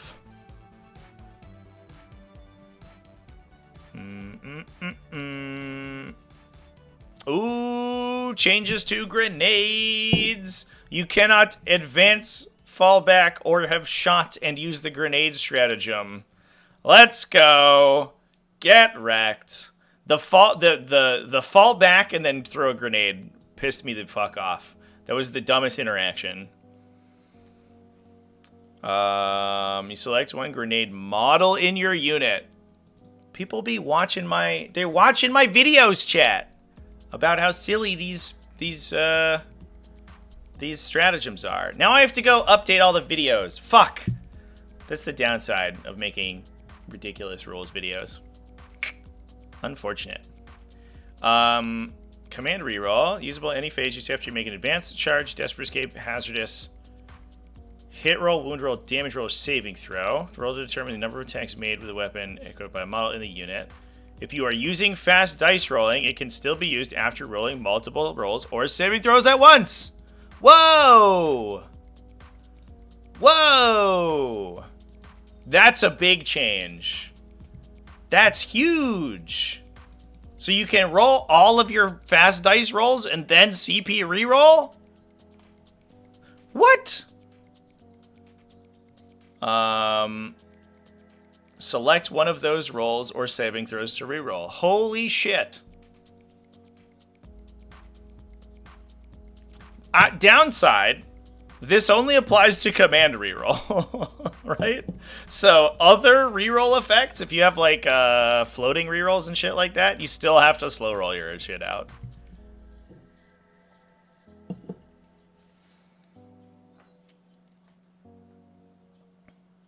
So like if you have like Aquilin Optics or Weaver of Fates, you're like, oh, still got a slow roll. Technically not a command reroll. Get wrecked. That's a little annoying. But no, that's huge.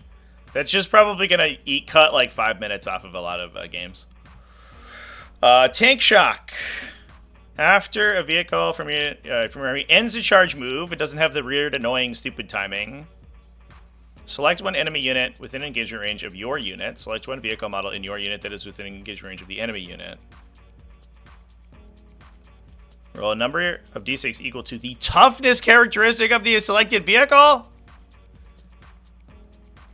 Oh, it doesn't get the +2, though. Interesting. So most vehicles are rolling, like, 12, but don't have any bonuses. So you're not rolling, like, 22 if you're attacking with a fucking Canis Rex. I guess that's big because Canis Rex can't use free... he can use free Tank Shock again. So he gets it for free, but it's only 12 dice. No, that is a big I like that a lot better. You're not punching them with your sword. You're hitting them with your shoulder.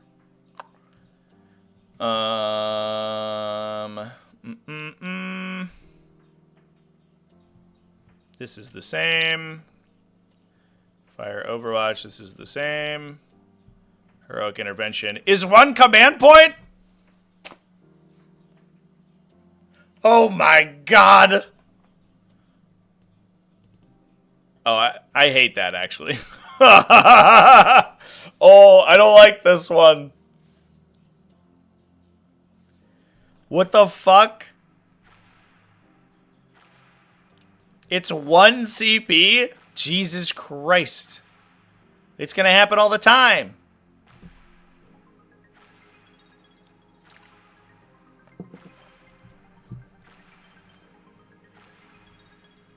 Holy shit.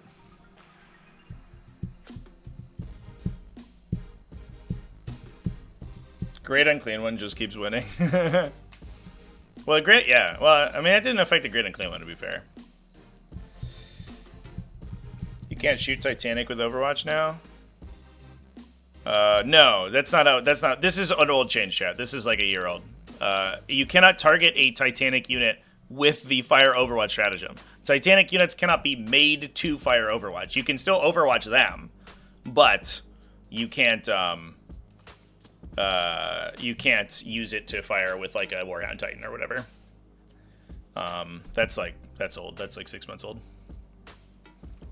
Even more than that, I think. That's like early edition stuff.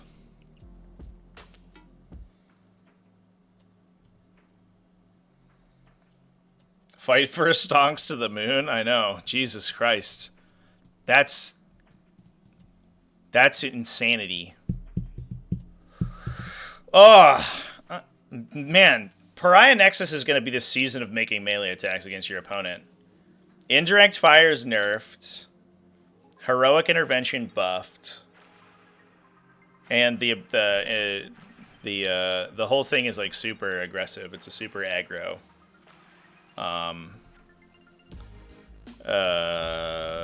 Mission set.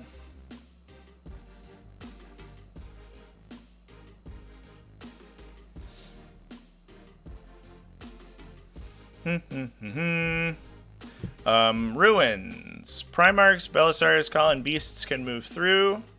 Okay, well that's something, I guess. Ruin visibility is the same.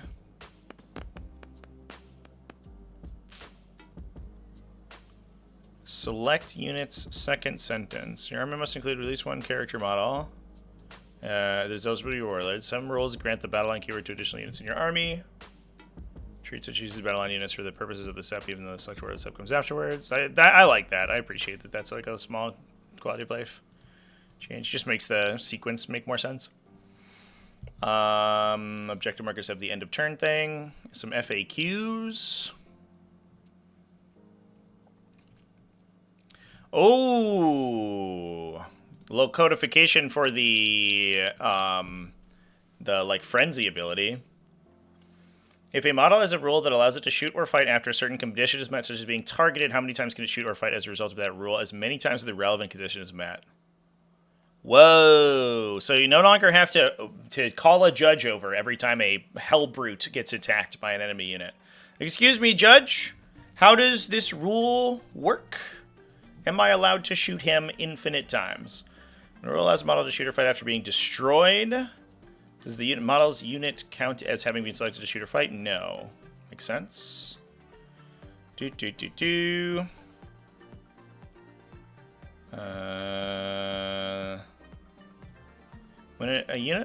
an attack targets a leader unit that contains one or more models that have the character keyword, and one or more models that do not have the character keyword, if the leader is not an attached unit, can the attack be allocated to a character? Oh, okay, yeah, it's just saying that you can assign to Marnius Calgar in his Victrix squad.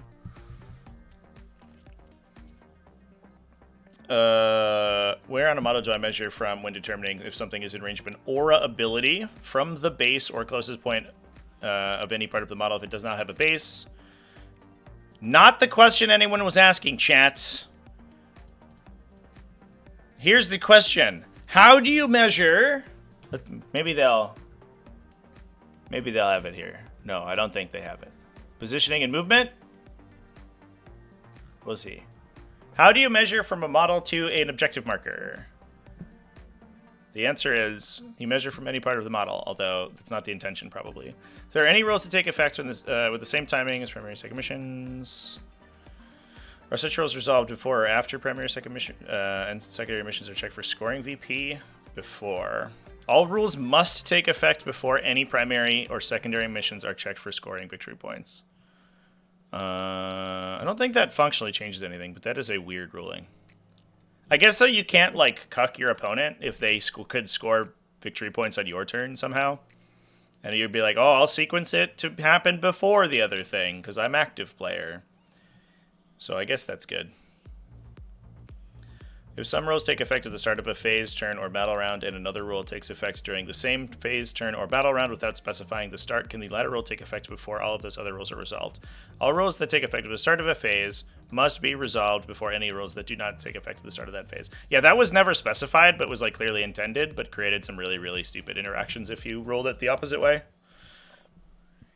We had that same ruling in our judgment document for the server.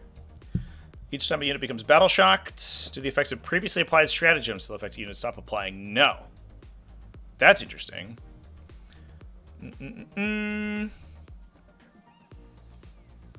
Is it ever possible to control an objective before the end of the first player's command phase? No. Yeah, that's correct. If a unit from your army has a rule that allows it to be the target of a stratagem, even though that stratagem has already been used by you earlier in that phase, what happens if you have not used that stratagem in that phase? Can you use the stratagem later in the same phase as a result? No.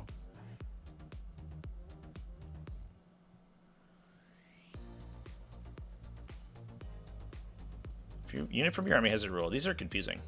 Let me scroll so it's on the screen. If a unit from your army has a rule that allows it to be the target of a stratagem, even if the stratagem has already been used, what happens if you have not used the stratagem? Oh, it uses your usage of the stratagem, is what they're saying. Okay. These are kind of boring, chat. Do we, want to just move on and talk about points values?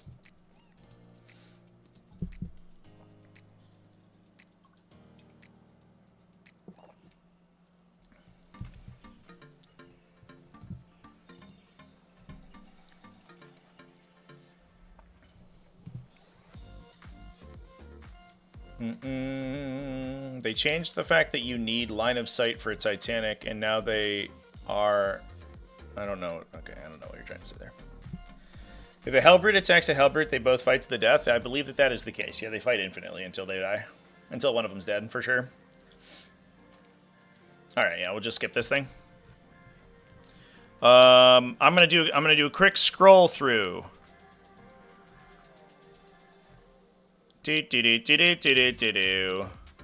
Ah, they clarified the out-of-phase roll thing. That's kind of sweet.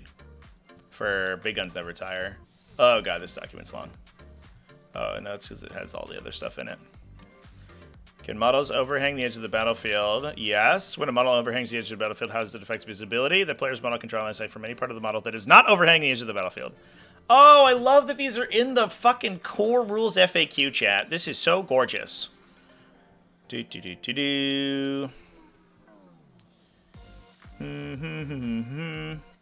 determining line of sight, when determining if a unit is partially within, but not wholly within a terrain feature, is visible to another unit, is true line of sight used as normal? Yes. Okay. That doesn't answer any questions, but thank you. So the question that came up, this came up on stream the other day, is if you are partially within a ruin and half of your model is outside the ruin, do you get cover from that ruin? Because the half of your model that's outside of the ruin is technically blocked line of sight. I think the intention is that it's not. That seems like what it's saying here, but that's never stated anywhere.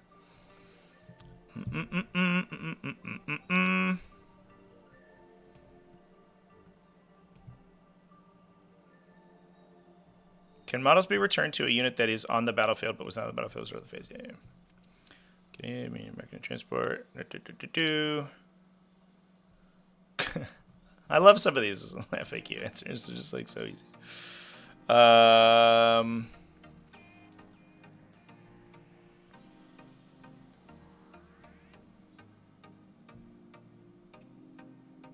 Oh, look at that, chat. Is it possible for you to make a battle shock check in both the command step and battle shock step of the command phase? Yes. Parentheses, of course.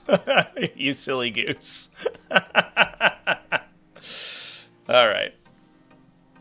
Let's move on, chat. Let's talk about some frickin'... Oh, let's not talk about my custom thing.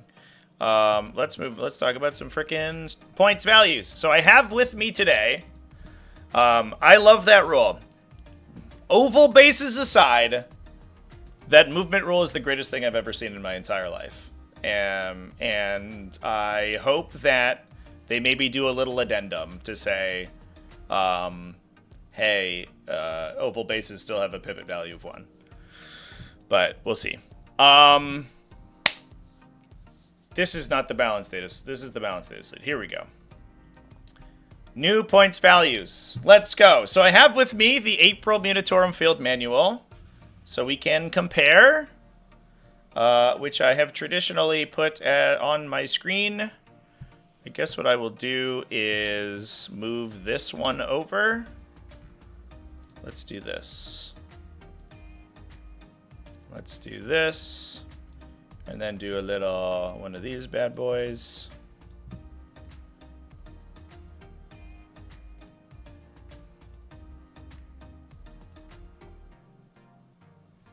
So I have the OG points values in the corner. And I'll have the new points values here too. And I'm sorry, on screen chat, you're gonna be small. Is how that's gonna work. All right, we're doing it live here, folks. There we go.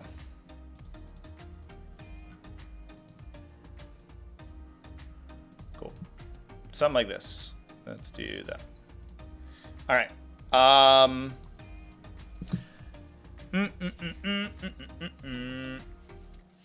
So, Adeptus Sororitas. Arcoflagellants somehow got cheaper. It's a little surprising, but okay. Battle Sister Squads went up 15 points. So, Arcoflagellants went down from 50 to and 160 respectively to 45 and 150. They lost their 4+ Feel No Pain. I guess they lost Twin Linked too, right? As people were saying. Canoness was Jump Pack. He's totally new, so she's 75 points, which seems about right. The Castigator went up 10. It got that new AP increasing ability, so that sort of that follows. That thing's really good. What else are we thinking about? What else is important? Dominions were 110 and are now 115, so they went up 5. Exorcists are at 190, so they went up 10. These so far just seem like very light touches. Immolator is the same. Junith is the same, although her ability does cost you Miracle Dice now, so it does take a little bit of time It actually has a cost associated with it. Paragon Warsuits. Ooh, got hammered. 210 for Paragon Warsuits versus 170 in the index. But they did get +1 to hit and wound all the time, which is, turns out, probably worth 40 points. Morven Vol also went up 15 points. So that entire, the Volgon unit went up 55 points, but it is significantly more effective than it was. So I think that's probably okay. Munistorum Priest is not on the original card. Is that a new datasheet? Oh, it's just that new missionary, I guess. Went up 5 points. Or 20 points, excuse me. Sisters Repentia went up 35 points for 5. They went up 7 points per model. 180 for 10. Holy shit. Okay. I was talking about factions that trade up significantly, and it feels like maybe Adeptus Tortoise not quite there. Retributor squads went up 20. Jesus Christ. Saint Celestine went up 25. Oh my god. Seraphim went up 3 points a model. That seems pretty good. Sisters Novitiates went up 15 points, excuse me. Rhinos are the same. Triumph of St. Catherine went up 50 points to 190. Oh my god. All right. So most lists, it feels like, are taking significant numbers of either Repentia, Seraphim. Everyone's taking the Triumph, and they might be taking the Volgon squad. So it feels like most armies went up like 200 to 300 points. Whoa.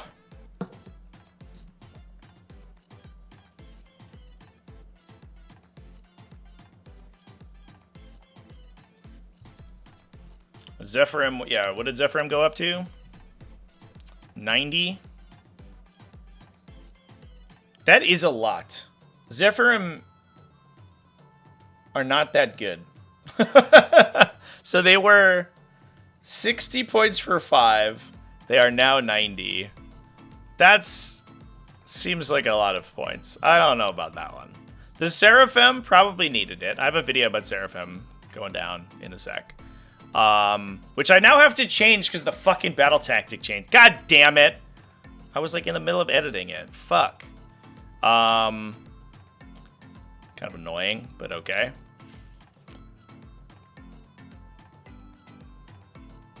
And you also lost a couple of points on tanks and stuff. So you probably went up like 20 points on tanks, right? Went up...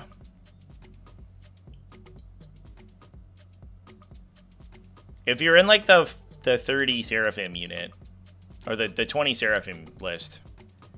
Although I don't know if that list is even good anymore. I don't know. We'll see.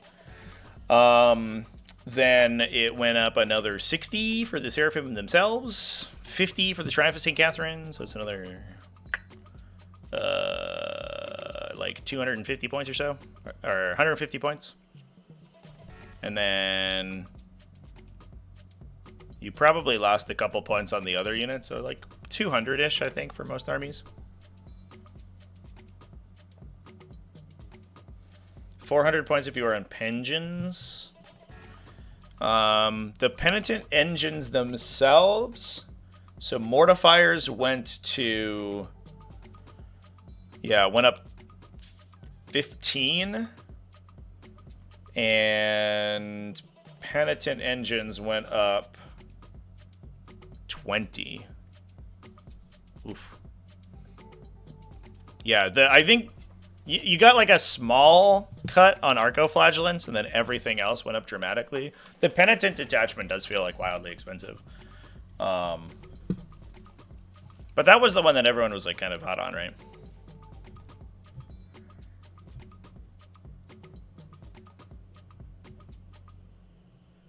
Indexes went up 250 points. I mean, like... that's fair, right? Like every single model in the RB got like dramatic, like wildly buffed. So 250 points does feel, it feels like totally fine, honestly. Having looked at the abilities, Triumph of St. Catherine at 190 is that's important. Custodes. Let's move on. Custodes. Looks like only a couple changes here. It's all Forge World. None of the plastic stuff got changed at all. Adeptus custodians went down 15. Went down 5 points a model. Those are the biker guys, right? Alright, I'm gonna be honest with you. I don't even know who you are, Adeptus custodians. Let's look at these silly geese for a sec.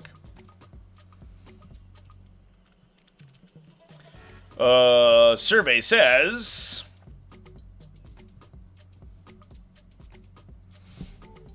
Yeah, they're the Forge World bike dudes. 4 wounds apiece.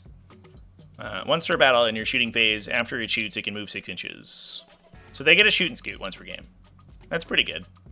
Is that however many points they are? Again, 75 points a model good? Probably not. Their guns are not that exciting. So could have used a bigger cut there. Although they are oval-based non-vehicles, so let's go. Aquilin custodians went down 5 points a model, it looks like, as well. Adrasite and Pyrothite spear guys went down 10 points a model. Well, that's something at least. They're no longer 60 points each. That might be worth thinking about, because they are Meltagun guys. I think that the intention is that you play them with the Coronas Grav Carrier, and then you get fire support on those guys. But the whole combo being like 500 points is a little bit awkward. Usually fire support units you don't want to be too expensive, because you probably lose the infantry unit immediately afterwards. But these guys are. I don't know. It's tough to do that with Custodians and not make them super, super dumb undercosted. Venatari Custodians got a big cut. That's huge. This is enormous. They dropped like 12 points a model. So they were like 63 and they went down to 55. Wow. Oh, they dropped 18 points a model, right? They dropped even more. No, 8 points a model. What am I thinking? Is that right? They dropped 35 points for 3? 12 points a model. No, it's 12 points. That's big. That's a transformative change. Because these guys are already good. And being dramatically cheaper is huge. Telemann Dreadnoughts also dropped 20. Kind of whatever. Can multiple Venatari still rapid ingress? Yeah, you can duplicate stratagems if the stratagem is named. So you can't duplicate stratagems if it's not called out, but you can if it's named. Detachment enhancements. Castellan's Mark got cut a little bit because redeploys got nerfed. Down 20 points. Adeptus Mechanicus. This is an interesting page to look at. I think you sort of had to expect this coming, right? Because your army abilities got buffed. So you are like the data sheets here are individually better, but this is a weird page to look at, like the worst performing army in the game getting points cuts or points increases. I wonder if the same thing also happens with Tyranids. I wouldn't be surprised.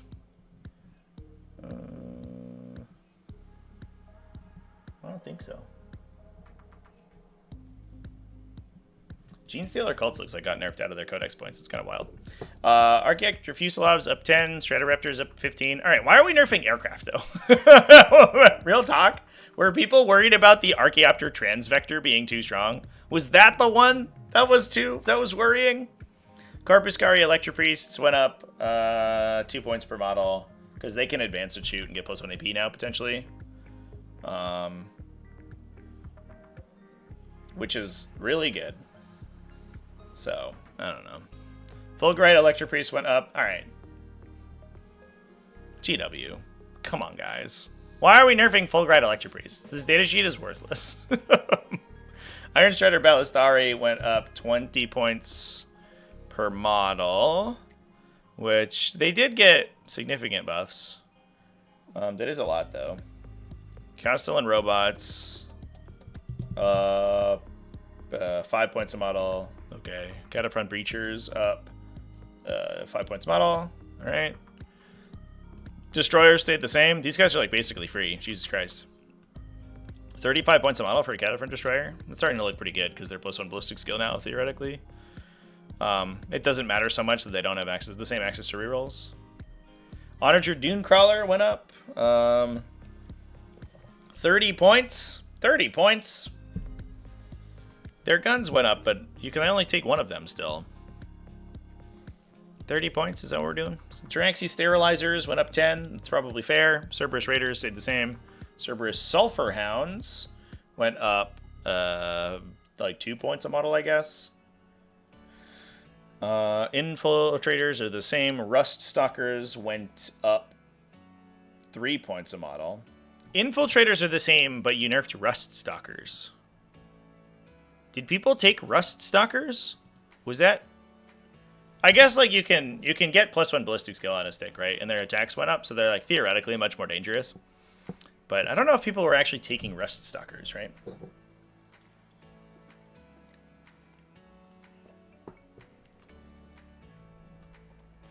Iron Shredder's doubled damage output. They didn't literally though, right? Like, hit reroll versus twin linked is like a side grade. It's not a literal double. They probably like with +1 ballistic skill and 2 shots rather than twin linked, they probably went up what, 30%, 40%? Which is I guess how much they got points increased. So like you win some, you lose some. Yeah, so they went to 2 shot. They went to from 1 shot twin linked to 2 shots, right? 1 shot twin linked and 2 shots is not like, it's not, you know, exactly comparable.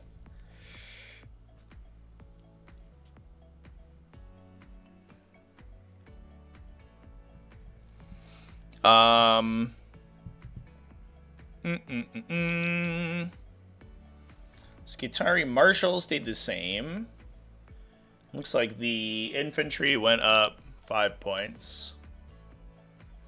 Yeah, well, they already had sustain. I guess, like, 2 shots with sustain is better than 1 shot with sustain. But the 1 shot was higher impact. So, like, I don't know. But the sustain is, like, higher value on 2 shots, I guess. I don't know the math. Maybe the math is that they double on their damage. But I would be. The sustain is new? Is it? Am I a crazy person? I thought we just looked at this data sheet. Damn it.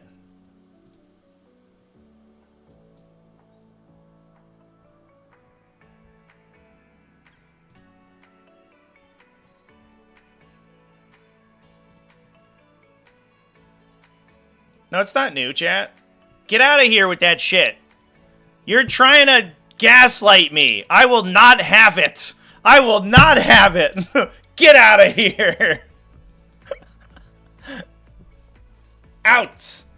Out. Yeah. We looked at the data sheet earlier. You can't convince me otherwise, chat. Unacceptable. Unacceptable. I see your tricks. Scorpius Disintegrator went up 5. The Scorpius Disintegrator, so it got a slight buff to its Ferromite Cannon, but its indirect fire has been nerfed. I guess it actually hasn't, because it hit on 4s anyway. So I guess it's the same. So I guess that's kind of fair. Its direct fire is like significantly better. Dune Rider, it went up 5. +1 to hit on 1,000,000 shots with twin links is probably fair. Sidonian Dragoons with Radium Juzales went up 10. Taser Lance Guys went up 10. Scatrus stayed the same. Thank goodness. Good thing we didn't nerf the Scatrus. Tech Priest Engine Seers went up 15. It's a little surprising. Manipulus went up 20. No, 10. Excuse me. And the Techno-Archaeologist stayed the same. That's the one thing that's surprising to me.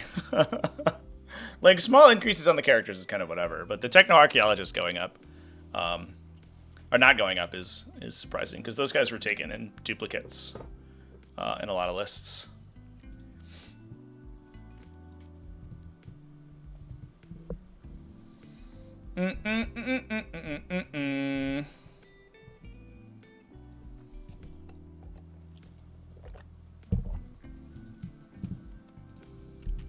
All right. Eldar. Got a points cut to Asserman. Let's go. Asserman. Asserman stonks up. Asserman down to only 115 points. Now he's good. You get that sweet 5+ Overwatch. Dark Reapers went up. Nerfed indirect fire. Increased their points value by 5. Okay. Sure. I guess. Fuegan went up. Did he? No, he did not. I'm looking at the wrong data sheet. I'm looking at the wrong change here. Fire Dragons did go up 5 points. Fuegan's the same. I just literally got my two things mixed up. Shining Spears went down. No, they didn't. I'm doing it again, chat. Fucking holy shit. Apparently I woke up too early this morning. So Shining Spears are the same. The other Phoenix Lords went down. Jane Czar went down 15. Candyman went down 10. Maugan Ra went down 10. Maugan Ra was 15, excuse me. Maugan Ra was 130 points. Maugan Ra is like laughable. Why is that guy 130 points?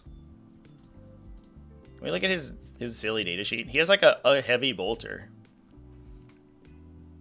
I mean, I guess it's good that he is less insanely overcosted. He's 6 shots, devastating wounds. Ignore cover. And he gets hit and wound rerolls against somebody who's below half strength. I guess it's like, that's probably okay, right? He's like the finisher. But even then, this profile is not that exciting. He can give +1 to hit to your indirect fire that now only hits on 4s, which is exciting. Let's go. But yeah, still 115 for this guy. It feels like a lot. I don't know, chat. Jane Czar, pretty good at 90. Let's take a quick peek at Jane Czar.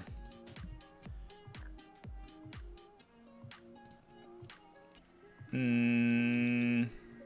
12 1-damage attacks or 6 2-damage attacks. You get to use Heroic Intervention for free, and you can duplicate it, which is actually relevant because it's 1 CP now. So using multiple Heroic Interventions is actually kind of legit.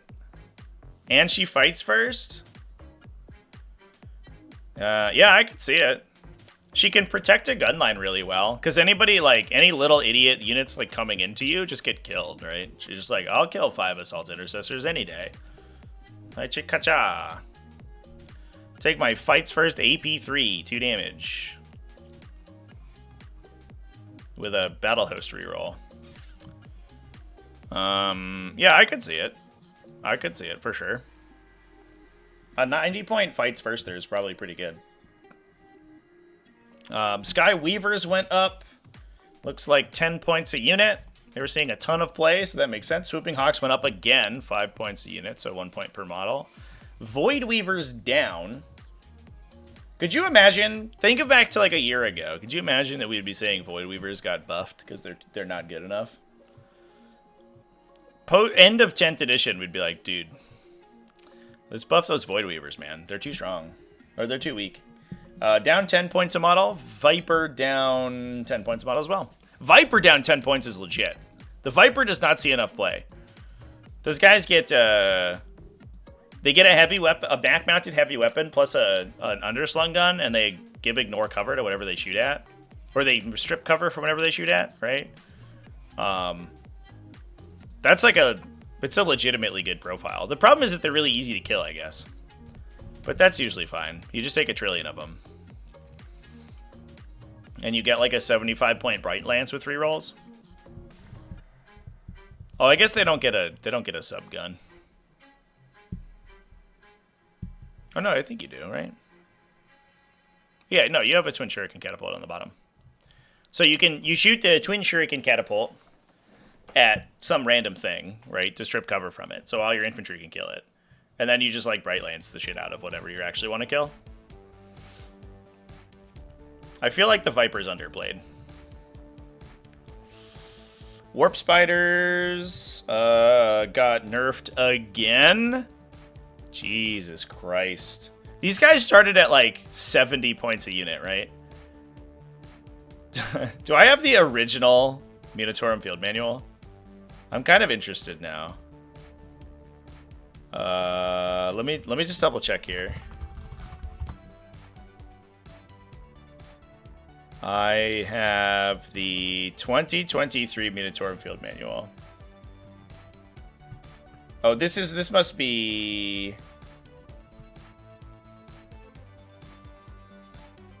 This must be 9th ed. Yeah, June 16th? Yeah.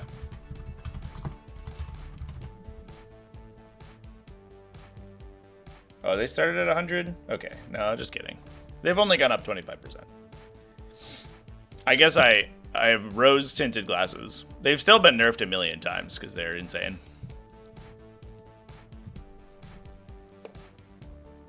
Yeah, the action interaction is insane. Yeah, the ability to move 24 and then perform an action's nuts. I think Eldar probably going to be really strong. That's also a faction that can score, like, secret missions really easily, too. Wraith Lord went down. Wraith Lord went down 15. It's kind of spicy. And then Yvraine went up 25. Which is a little interesting. Yvraine's seeing a lot of play, but it doesn't feel like...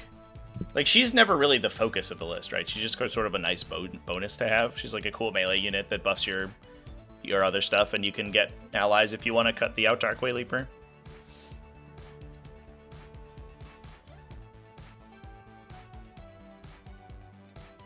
They just only ever nerf Eldar a tiny bit at a time. Yeah, that's true. Shadow Specters looks like going up again as well. 10 points, so 2 points a model.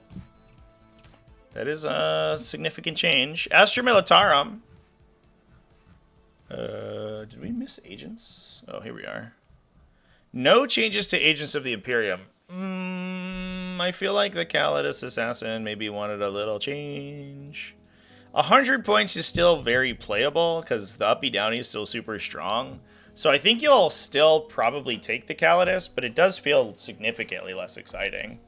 If you have other uppy downies available in your faction, you'd probably take them first. Just a little bit unfortunate. Astra Militarum. So we got Armored Sentinels at decrease, 5 points a model. Basilisks went down 10 points. So it looks like the indirect fire got nerfed, but is getting points cuts. Field Ordnance Batteries going down 10 points a unit, so 5 points a model. Manticore is going down 15 points a model. Kazarkin went back down? Wait, what? Kazarkin got lethal hits, and then he's just like, you know what? Mea culpa. Come on back in, guys. What? I mean, I'll take it, right? Kazarkin are fucking nuts. But 110 points feels real strong for those dudes. Astra Militarum players, my heart goes out to you for your degenerate indirect fire builds. But this does seem like a pretty significant upgrade for your army. Oh, because you can only reinforce them one time. But like I guess that's relevant. But was that really the interaction that was like making them really strong? I feel like having a scout unit that gets free orders, a million special weapons, and does like a billion mortal wounds to you is pretty good. I guess like you can't do it infinitely, but that just means you have more CP left over for your other stratagems. I don't know.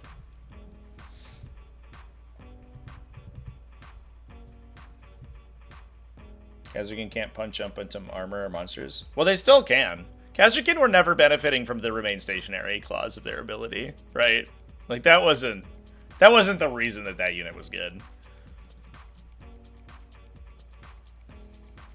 Yeah, like I don't know how often reinforcements triggered. Like I guess you saw games where the militarum player was like only ever saving CP for that. But also Ursula Creed got nerfed, right? Because of the free strat ability. Because she only makes overlapping fields cost 1 instead of free. So, like, you will have more CP left over, but it also means that it's, like, taxing you additional CP. I don't know. I guess I get it. I'm coming around. I'm coming around to the nerfs being real. I was forgetting about the Ursula Creed change. But she can discount reinforcements now. Right? No, you're off the table when you use reinforcements. Just kidding. You can't use the free strat aura on them.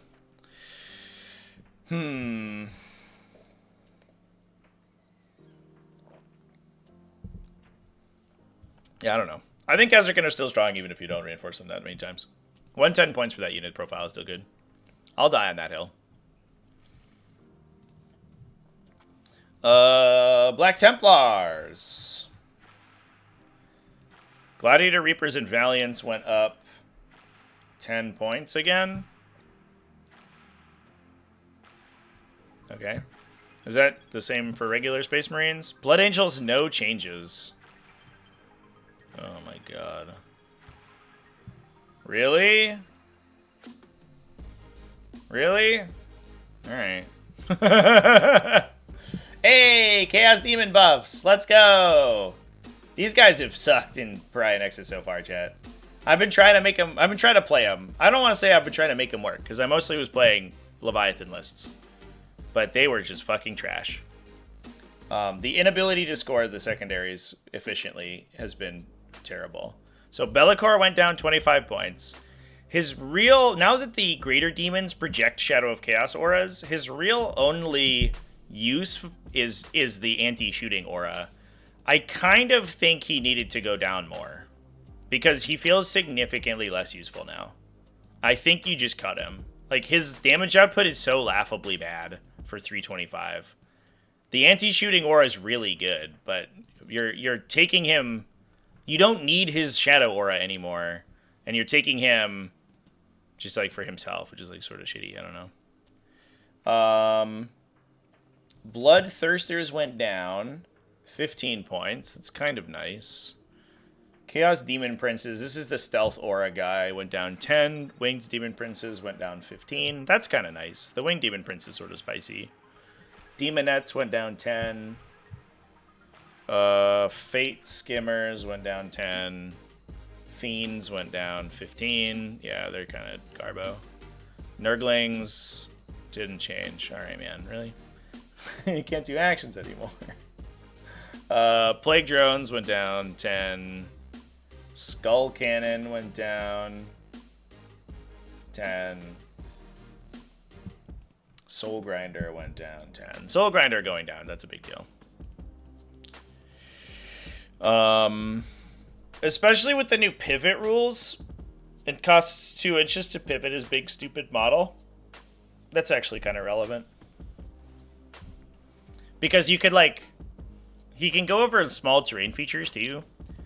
So being able to, like, pivot around small terrain features without really paying much movement is, like, kind of a big deal. I don't know. That might be transformative to Soul Grinder.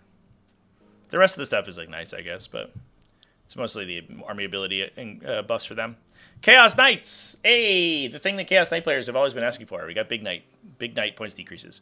Knight Abominant down 15. Still straight trash, but okay. Knight Despoiler went down 10. Cerastus Knight Acheron down 15. Atropos down 15. Lancer down 15. Let's go. Lancer rules. Especially because the Lancer retains its stratagem duplication. Because it can duplicate Tank Shock. Although Tank Shock's worse. So that's a side grade. Tank Shock's a give it worse. So I guess, actually, yeah, the Lancer did get nerfed a little bit. Knight Styrix down 35. Styrix down 35 is a lot. Which I'm going to follow up with the comment. I don't know what a Styrix does.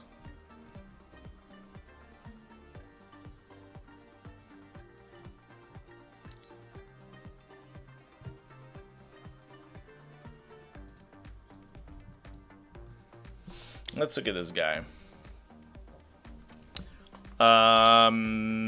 He gives you hit roll, modifier ignoring to war dogs within 6, which is very niche. And he pins enemies and makes them slower with his 18-inch range gun. Okay. And he's got a twin rad cleanser, so he's just an all melee dude. He's just a big melee guy.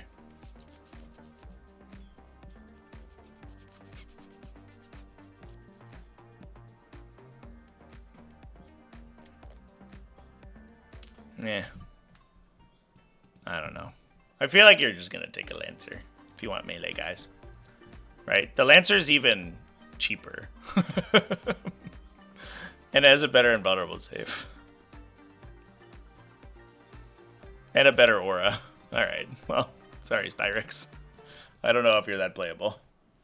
That.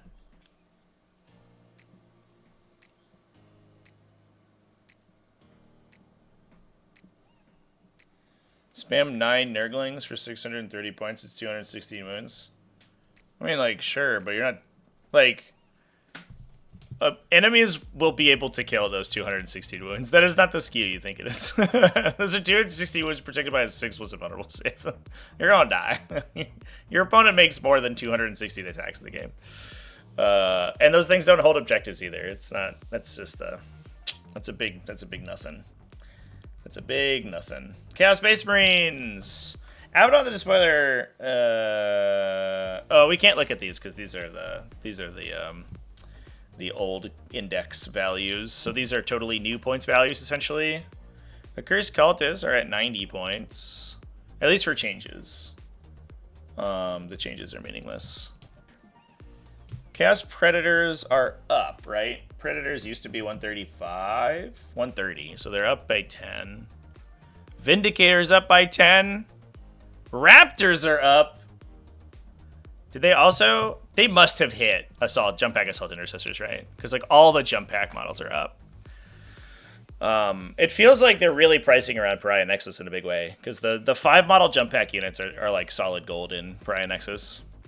And it definitely feels like they're going to be hitting that stuff. Legionnaires up 10, 2 points per model. I think that's probably fair. Havocs went up 15. Thanks, Renegade Raiders. Getting our Havocs nerfed. Warp Talons went up 3 points a model. That's probably...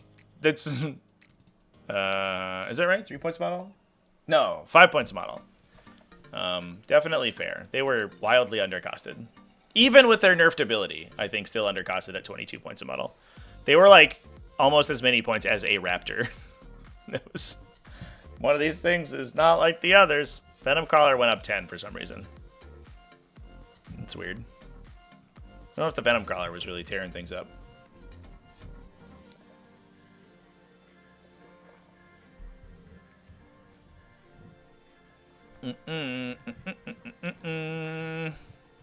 Dork Angels.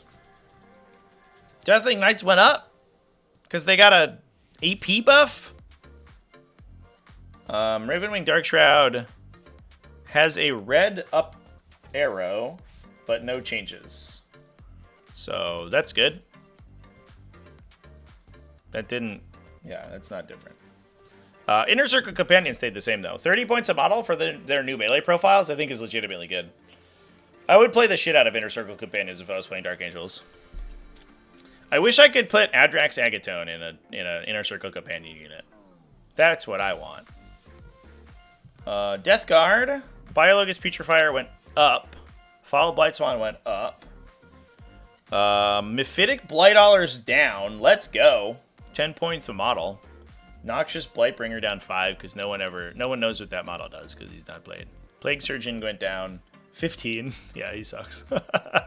Blight Lord Terminators went down an additional 10. Oh boy. They're now 31 points a model. It's actually probably okay. The problem is that you're shooting like bolters and stuff at your opponent. I don't know if you're really that excited about the bolt gun unit, but you can put a Lord of Virulence in them and they actually get kind of okay shooting. But like, do you really want them over Death Shroud?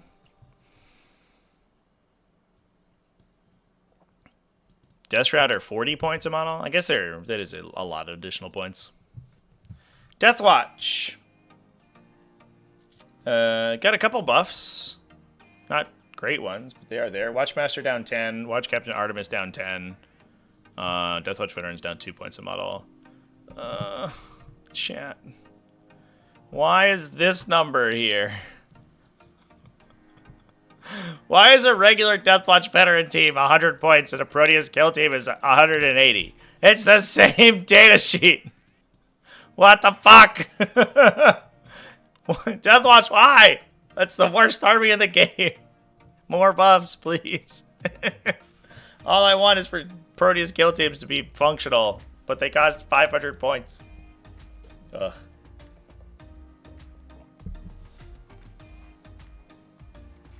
Yeah, absolutely trash. Just straight fucking garbage. I was kind of, when I didn't see any changes to their mechanics, I was like, for sure we'll see a rewrite to Death Spear, or to Black Spear Task Force, right? For sure that'll happen. And I was like, no. No. I was like, well, we'll get points changes. That'll be fine. Deathwatch Veterans went down 10. Okay. The Deathwatch Veteran unit is interesting. It's like, the problem is that they're trying to make hybrid units work, and hybrid units are just bad in 40k. They're just not a good, it's not a good unit archetype. Unless they're really cheap. If you're a jack of all trades, you need to be cheaper than a specialized unit.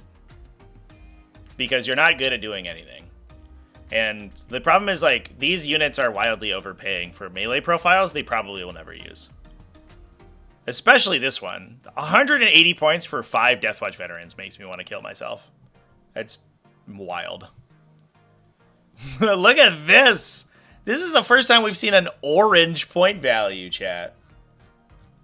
So we're over in Drukhari. Grotesques went down, because nobody plays them. 3 points per model. Ravagers went down 5 points. I guess that's not the most exciting change in the world. Scourges went... See, this is what I'm talking about. These are the kind of changes that other things need to have too. I hate that it's only very specific things. They're up for the small unit, but the big unit just gets a bunch of idiots with shard carbines that don't matter. So you make those dudes cheaper. You get an extra 5 models for whatever that is, 12 points a model. But the first 5 models cost you 24 points because they're really, really good. That's how the like bifurcated points values should work.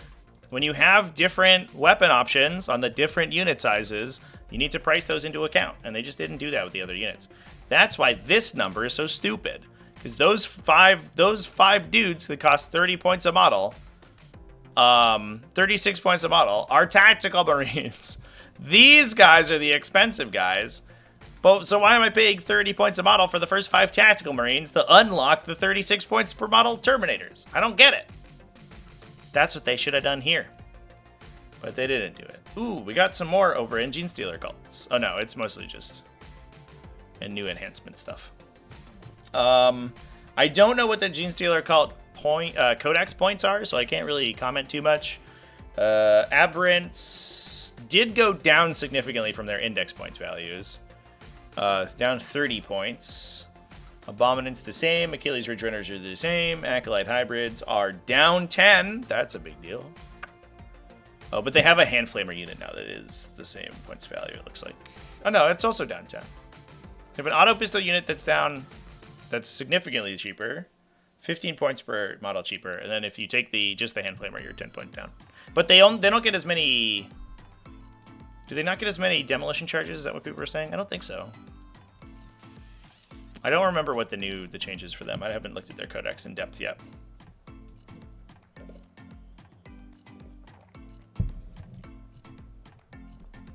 $10,000 Deathwatch Army for sale. Just use them as tactical marines in any other chapter. That's the nice thing about Death Watch is you can just use them in another chapter and nobody bats an eye because you already have the iconography for it. Let's see. Acolyte Icon Ward went up 10. Okay.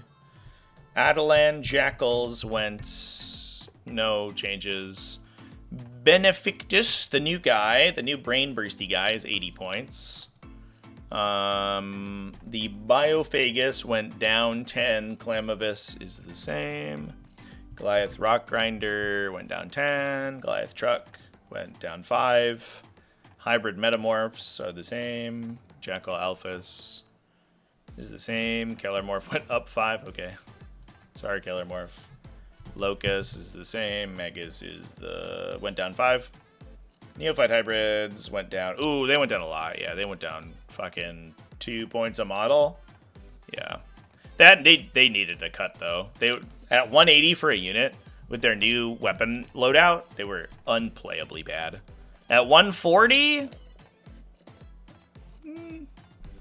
probably more annoying to play than you would want, but still nice to see. Primus is still 90 for some fucking reason. I mean, because he's really good, that's why. Patriarch is at 85. Nexus is at 60. And his ability is much... I guess it's not better now, but it is different. He gets more CP regen, which is good because you don't have the CP regen ability on the Neophytes anymore. But you can't duplicate your strats, which probably is a little bit unfortunate. Pure Strain is the same. Rectus Saboteur is the same. Sanctus is the same. Okay. Exciting stuff.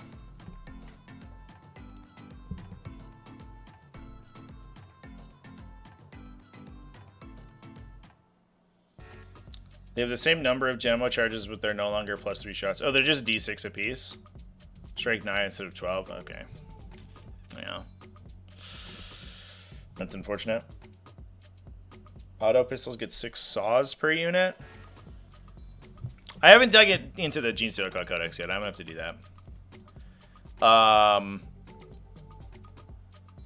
don't know if I can totally contextualize all of their weapon loadouts, but yeah, it feels a little bit unfortunate that they haven't seen any buffs because their detachments, or I guess their new data sheets do look really sad for sure.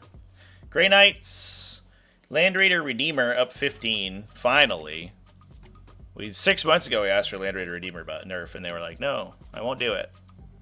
Castellan Crow went up 15. Really? That guy?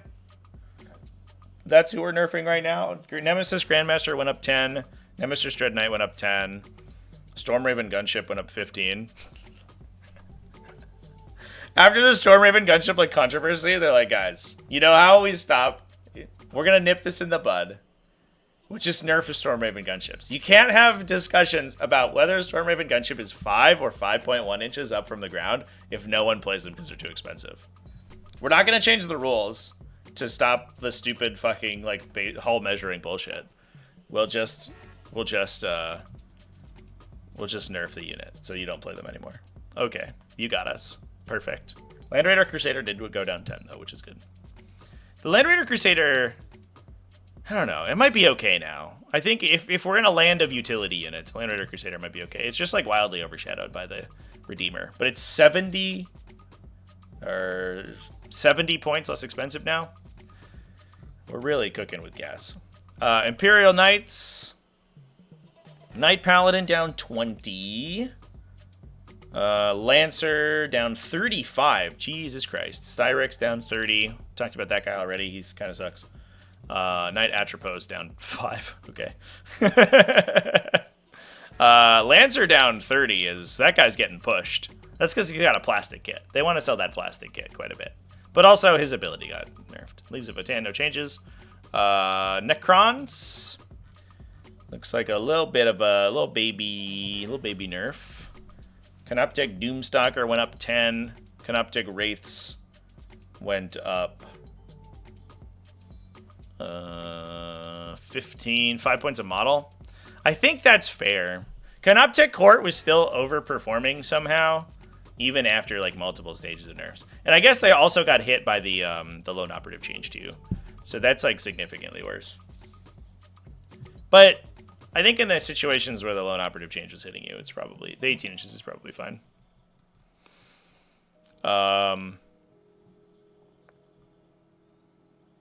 Orcs did get some minor changes here. It looks like Boss Snickrot went up because he's really, really strong. Went up 10 points.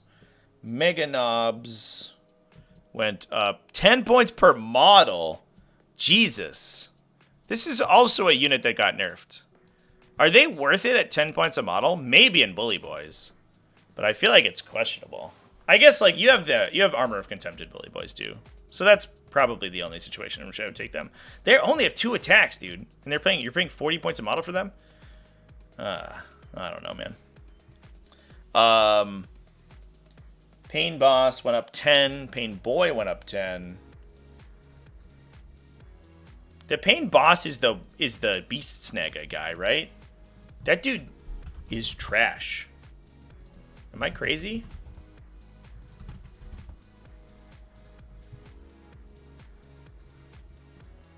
Did they forget which one was the good one?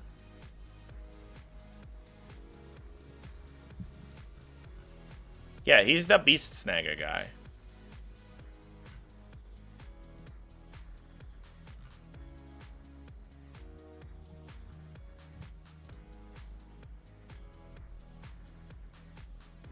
Why did they nerf this guy? Nobody took him.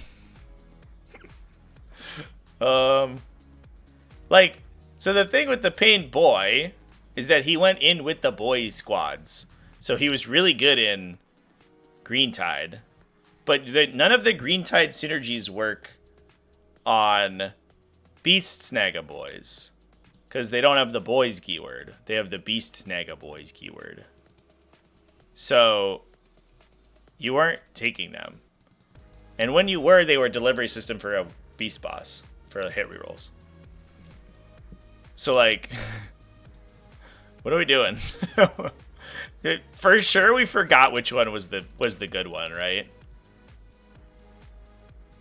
Like the only reason you took the Pain Boys for the Green Tide synergies, but nobody was playing the Beast Snaga Boys in big bricks.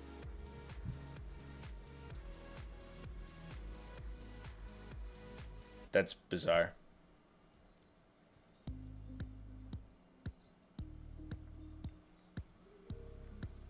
Yeah, they forgot which one. It's like the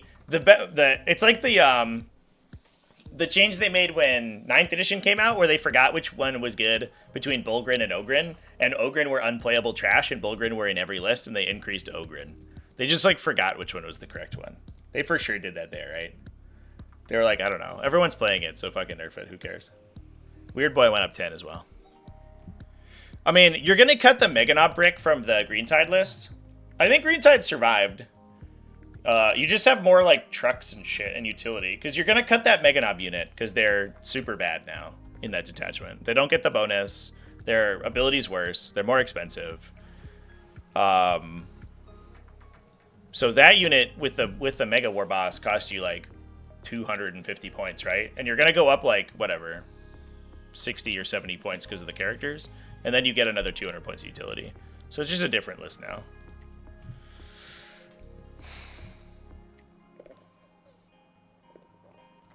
Is it dead? I don't know if it's dead. We'll see. We'll see. Space Marines. Points increase on Reapers and Valiants. We increased the Gladiator Valiant? Okay. I guess so. Not exactly the most meta-breaking unit, the Gladiator Valiant, but sure. Land Raider Crusader down. Land Raider Redeemer up, I think, as is to be expected. 285, still probably playable for the Land Raider Redeemer. But you definitely think about it now. It's a consideration. Repulsor's down. They're really trying to push the Repulsor as the aggressor delivery system. They're trying so hard, man. They're like, please, buy our trash-ass tank that doesn't have any good guns on it. Please, sir. So you shouldn't have made a tank with a million like slightly differently profiled strength 5 guns, versus the one that has a bunch of cool flamers on it. It says the Terminator Squad. Oh yeah, Terminator Squad has not changed. And the Vindicator also didn't change. So only the Chaos Vindicator got nerfed. And then Storm Raven Gunship up. Get fucked. Storm Raven Gunship, too controversial for its own good. Get nerfed. Again. Second round in a row. Alright, man. Just go back to Warhorde? Yeah, maybe. Warhorde is very good still. Space Wolves. Thunderwolf Cavalry went up 3 points a model. Wolfen went up 2 points a model. 3 points? That's what they got? What was the Space Wolf win rate, chat? Whoa. It's number one in the... According to StatCheck, number one in the game, 57% win rate. They got a 3-point increase on Space Thunderwolf Cavalry.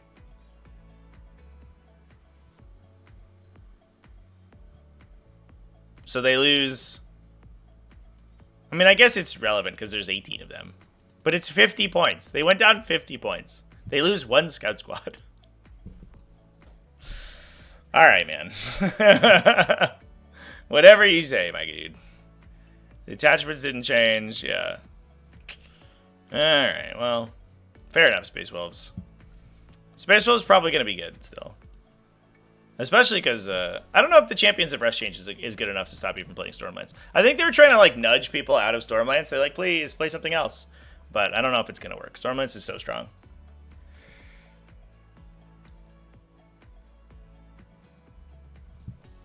Click to the plus to look at Stormlands.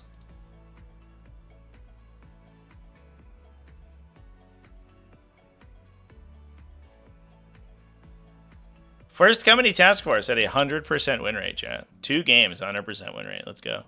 It's too good. I'm not entirely sure how to read this. Oh, average win rate 61% for Stormlands. Champions of Russ had a 57% win rate. But it was like, yeah, like a couple of people who are probably Space Wolf specialists. Stormlands Task Force 61%, yeah. Too strong. But probably most of those lists were playing Thunderwolf Cavalry anyway, right? So theoretically, it's going to drop all of them. Slightly. Very slightly.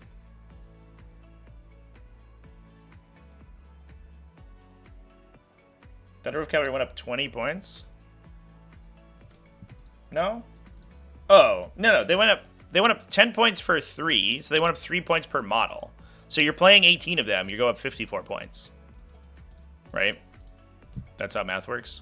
3 and a third point, so you're going up, I guess, 60. Again, less than a scout squad.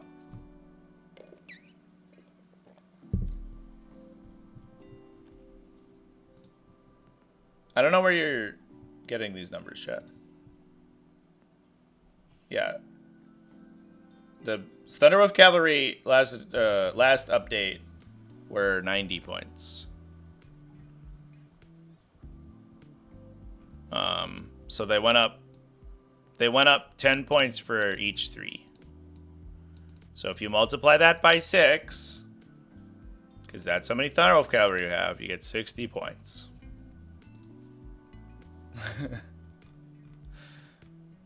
That's math right there. 20 points per unit of 6 times 3 is 60 points.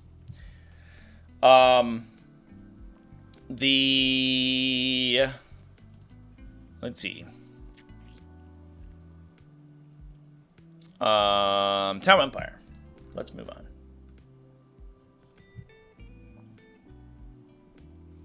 Broadside battle suit says they go down. Oh.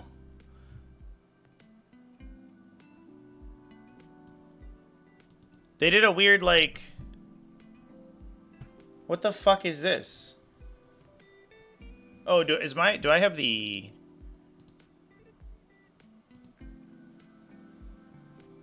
I must have the version open that does not have the Tau changes. Let me double check here. I don't know if I have this one. What were broadside battlesuits, chat?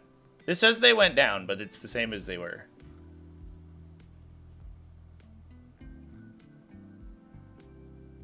I must not have the one from May when Tau got updated. I think that's what I have, so I don't actually know what these changes are. These are from index points. This is such a weird points value, too. The third one costs you 120 points, but the first two cost you 90. What?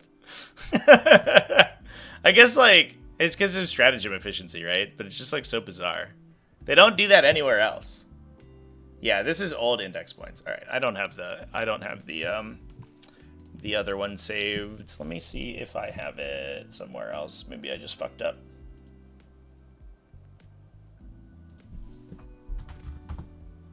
I think I don't.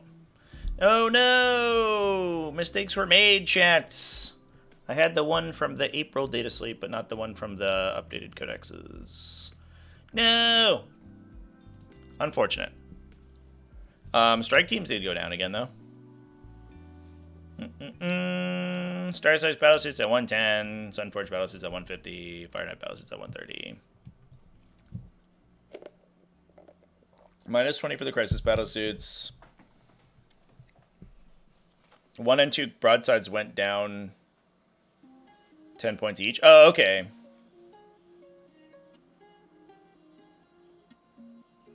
Yeah, I mean, so the reason, like, we were mathing out broadside battlesuits, right? The reason that I think that you would play them is that you were going to take the big unit and you were going to use the +1 AP strat in Monka on them, and then they, like, advance and shoot and, or, yeah, they advance and shoot and get +1 AP with, like, a trillion lethal hit missile shots. And they averaged, like, good damage, right? It was, like, 15 or 16 damage into, like, heavy armored stuff. If you, like, fully wombo comboed them out with stealth battlesuits and stuff. But it only really worked if you took all three. It's just, like, it's still inefficient, I think. I think you're playing them because you like broadsides. I don't know if you're playing them because they're specifically good. Hammerhead Gunship, I think, is up 5. It was 140, right? Still kind of a steal for that guy.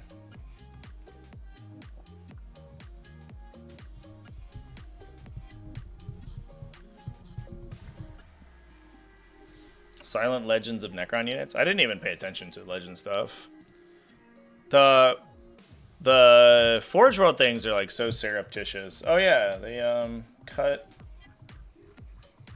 If anything else is missing, I probably missed it for sure. They cut everything but the Sereptic Heavy Construct.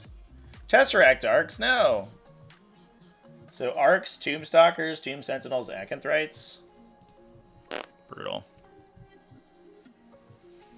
I wonder if there's other Legend stuff that I did not see.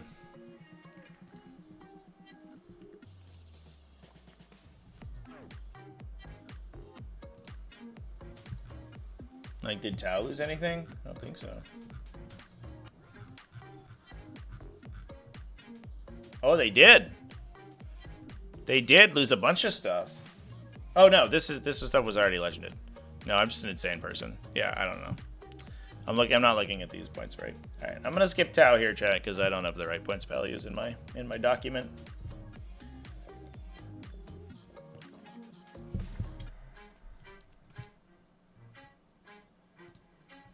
Thousand Suns. Let's move on. Disc Sorcerer went down 10 because his ability got changed, but it's like a side grade, like we talked about. So I think that's just kind of a buff to that guy. Mutolith Vortex Beast went down 15. Holy shit! Really? Thousand Suns just can't stop winning, chat. Scarabacul Terminators went down another 2 points a model.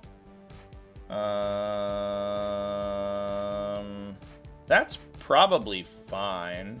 Now that they can duplicate their, like, Ensorcelled Infusion, I think because they have 2 Psychers in the unit, well, no.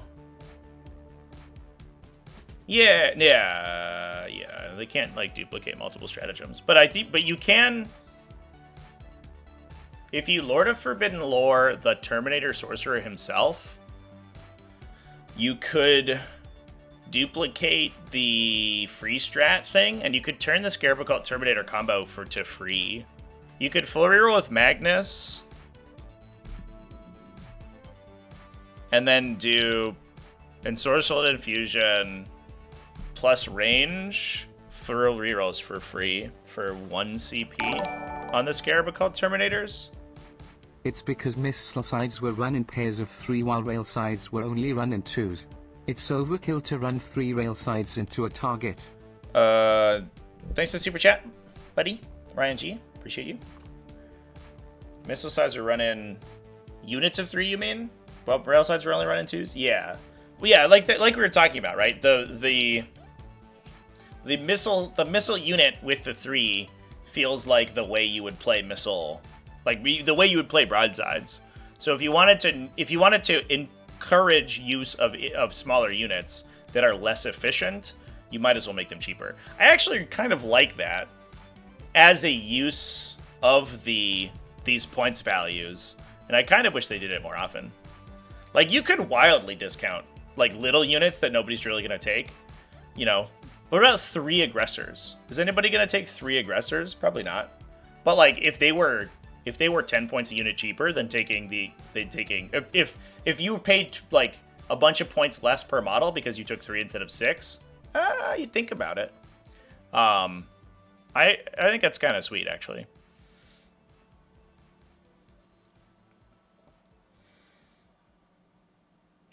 Thousand Suns didn't win enough majors in the last 2 weeks. Now, Thousand Suns did get like legitimately like super nerfed, but it's definitely like it's not all 100% nerfs for them, which is nice, you know.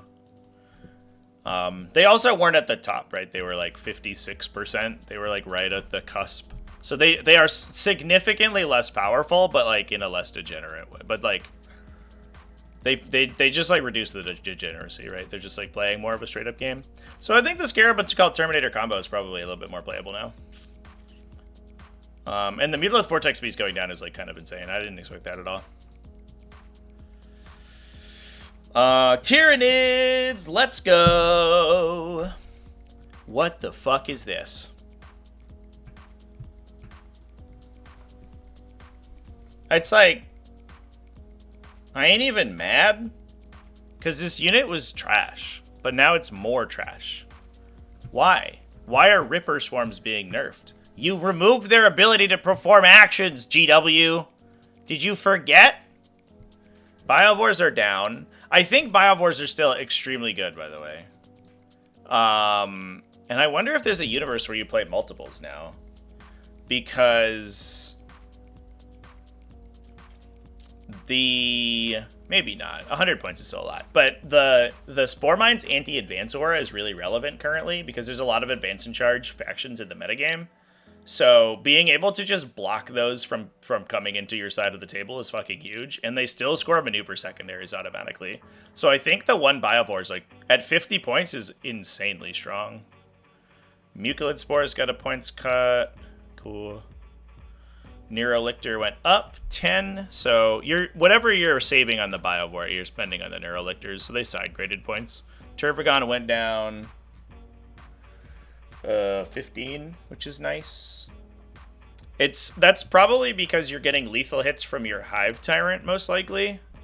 So you don't necessarily need the Turvagon to buff Termagant bricks, and also Unending Swarm's sort of super bad now. So you're probably not running it, and you're not taking the massive Termagants that you did previously. You don't have like the full 5-0 critical hit wombo combo available too if you're not taking Unending Swarm. So Termagants in general are just kind of worse. Yeah, it feels fine, I guess.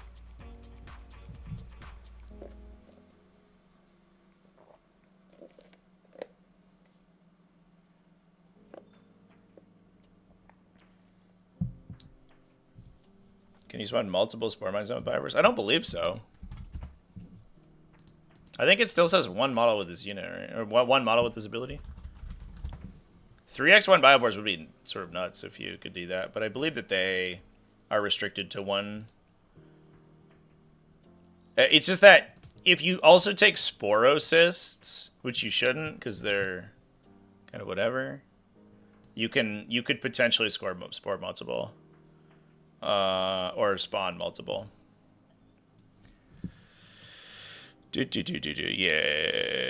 Yeah, one unit with this ability can use it instead of making attacks. So if you took multiple Biovore units, the other units had to shoot their guns normally. Only one of them. You can only ever create one. Only one Biovore unit can create spore mines. The Sporosis, I believe, has a separate version. Yeah, it has seed mucolids. So if you take a Biovore and a Sporocyst, you can make it a mucolid spore and a spore mine. But you have to pay another 100 trillion points for a big dumb thing. 145 points for a Sporocyst. I think this was definitely, like, you would consider it when they could do actions. Because they don't place quite as far as they did, they're only good for defending your table half. But, like, this dude's not really going to do that much damage with this thing. I guess, like, it duplicates Fire Overwatch, which is kind of cute. But, I don't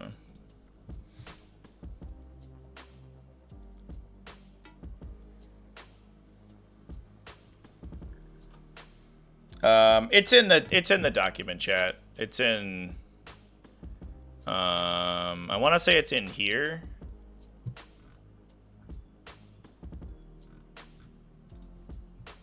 Yeah, there it is. The tank shock change. All right, moving on. Oh, Neuronode got a points cut. Nice. And World Eaters got a little bit of a decrease. 8-bound, Exalted 8-bound dropped.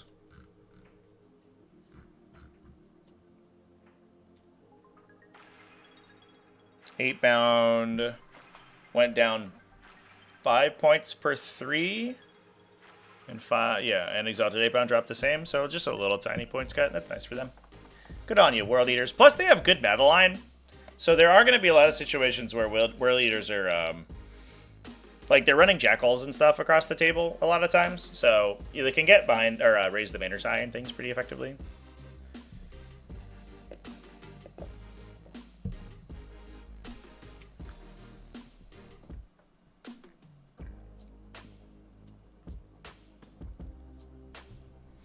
Happy that Tank Shock and Grenades got nerfed. Yeah, same.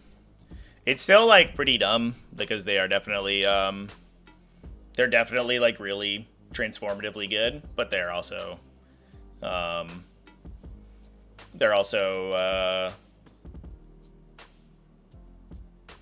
not quite as, like, overpowering as it was. The, like, engage a unit, they, like, punch you down to 1, fall back and grenade you, felt like so bad. Yeah.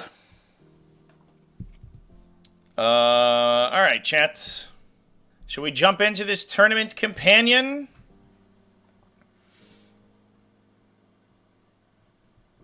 If it will load, Jesus Christ. We can turn this little guy off.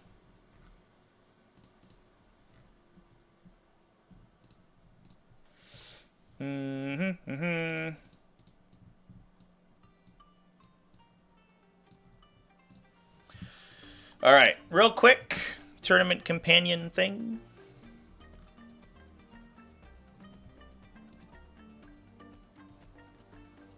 I don't think there's too many changes here. It's like, it seems like they just have all of the rules, the Pariah Nexus rules in the document, which is cool.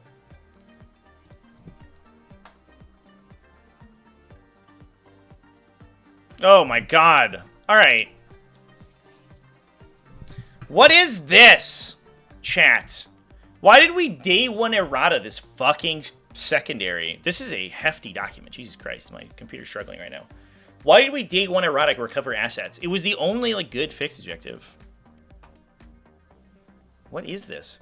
Call the Horde. When that player's unit is added to their army, the points value they subtract from their points so it is sufficient for that unit to be comprised of 20 or more models. So you can't take smaller units to dodge Call the Horde, which is, I guess, fine. We had a long discussion about that the other day when we talked about Pariah Nexus stuff. I don't think it was necessary, but I don't think it really matters, to be honest. Assassination checks on character models, which is fine. Hidden supply specifically instructs you to roll off, which everybody played it like it did, but it never said it was supposed to do like that.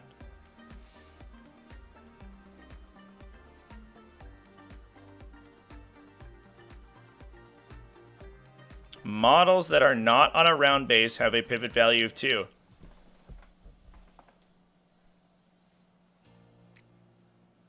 Done. Why? Why is this here?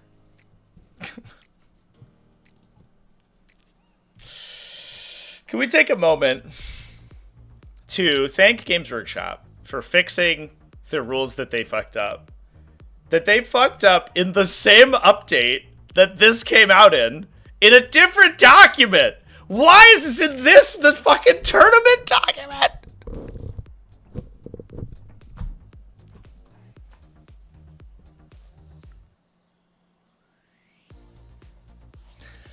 This game sometimes. So there are 3 modes of play for 40K that play with fundamentally different rules. You want to play core rules 40K? You can do that. You should use the core rules updates.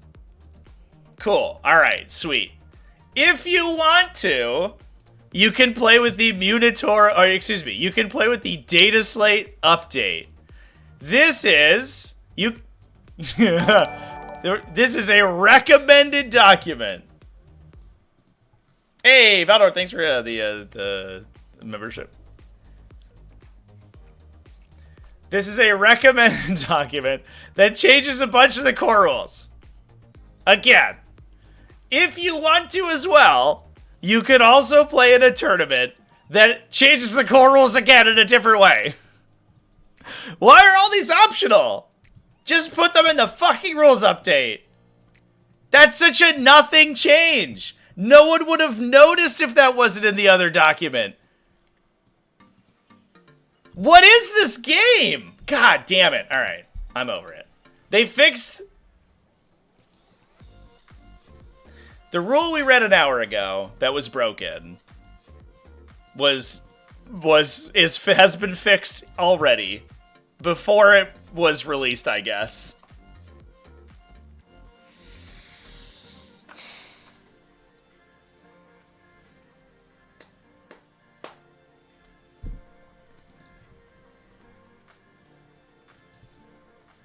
I don't know, man.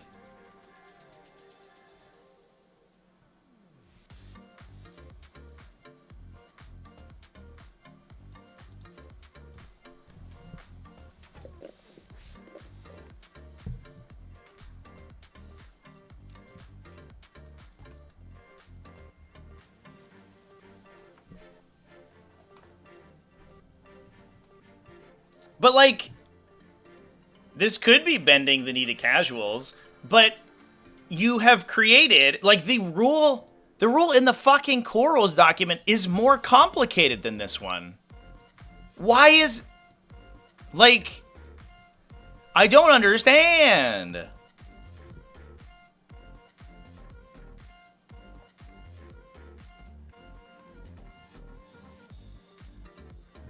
I don't get it. I just don't get it.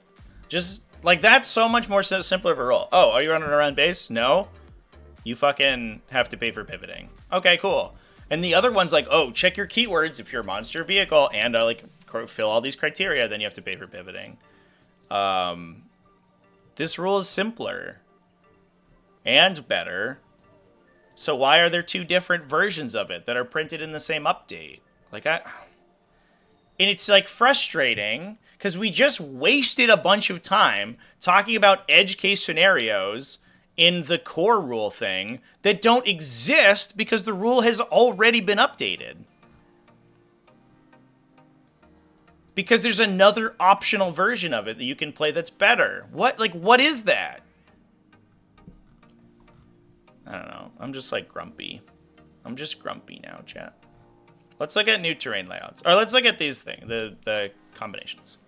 They did keep tipping point and sweeping engagement, which I think people are a little bit...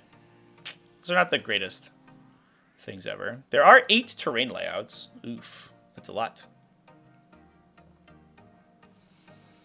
a lot. There's only 3 raise the banners, it looks like, which is interesting.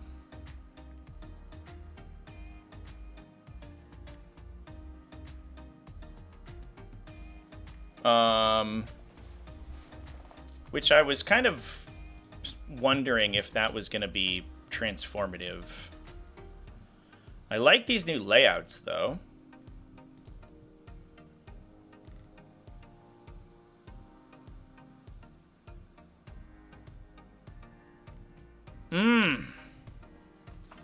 Chat. These keys are gorgeous too. These are lovely. So the problem with the previous version, right, the previous terrain layouts, is that the different squares that they had, it was unclear whether or not they were separate terrain features, and how high they were supposed to be.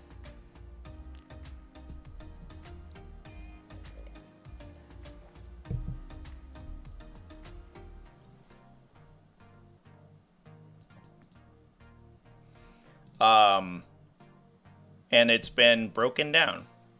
So this is terrain layout 1, layout 2. These are from the previous season. So we're just adding new terrain layouts. This is brand new. Terrain layout 3 is totally new. Layout 5 is new. This is wide open. Jesus Christ. What the fuck is this? I guess the corners are kind of closed off.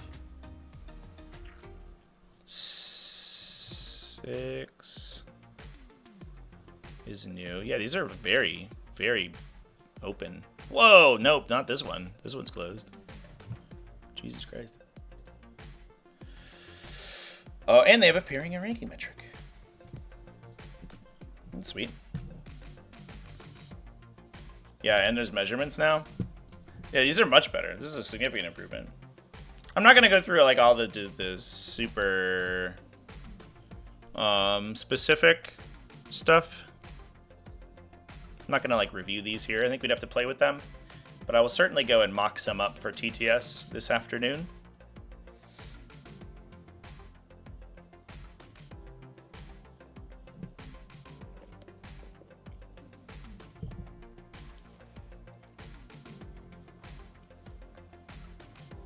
Yeah, if you're hovering, you have to pay 2 inches to rotate, chat, yeah? Because you're not aircraft keyworded. And you're a non-round based model. But, yeah. Alright.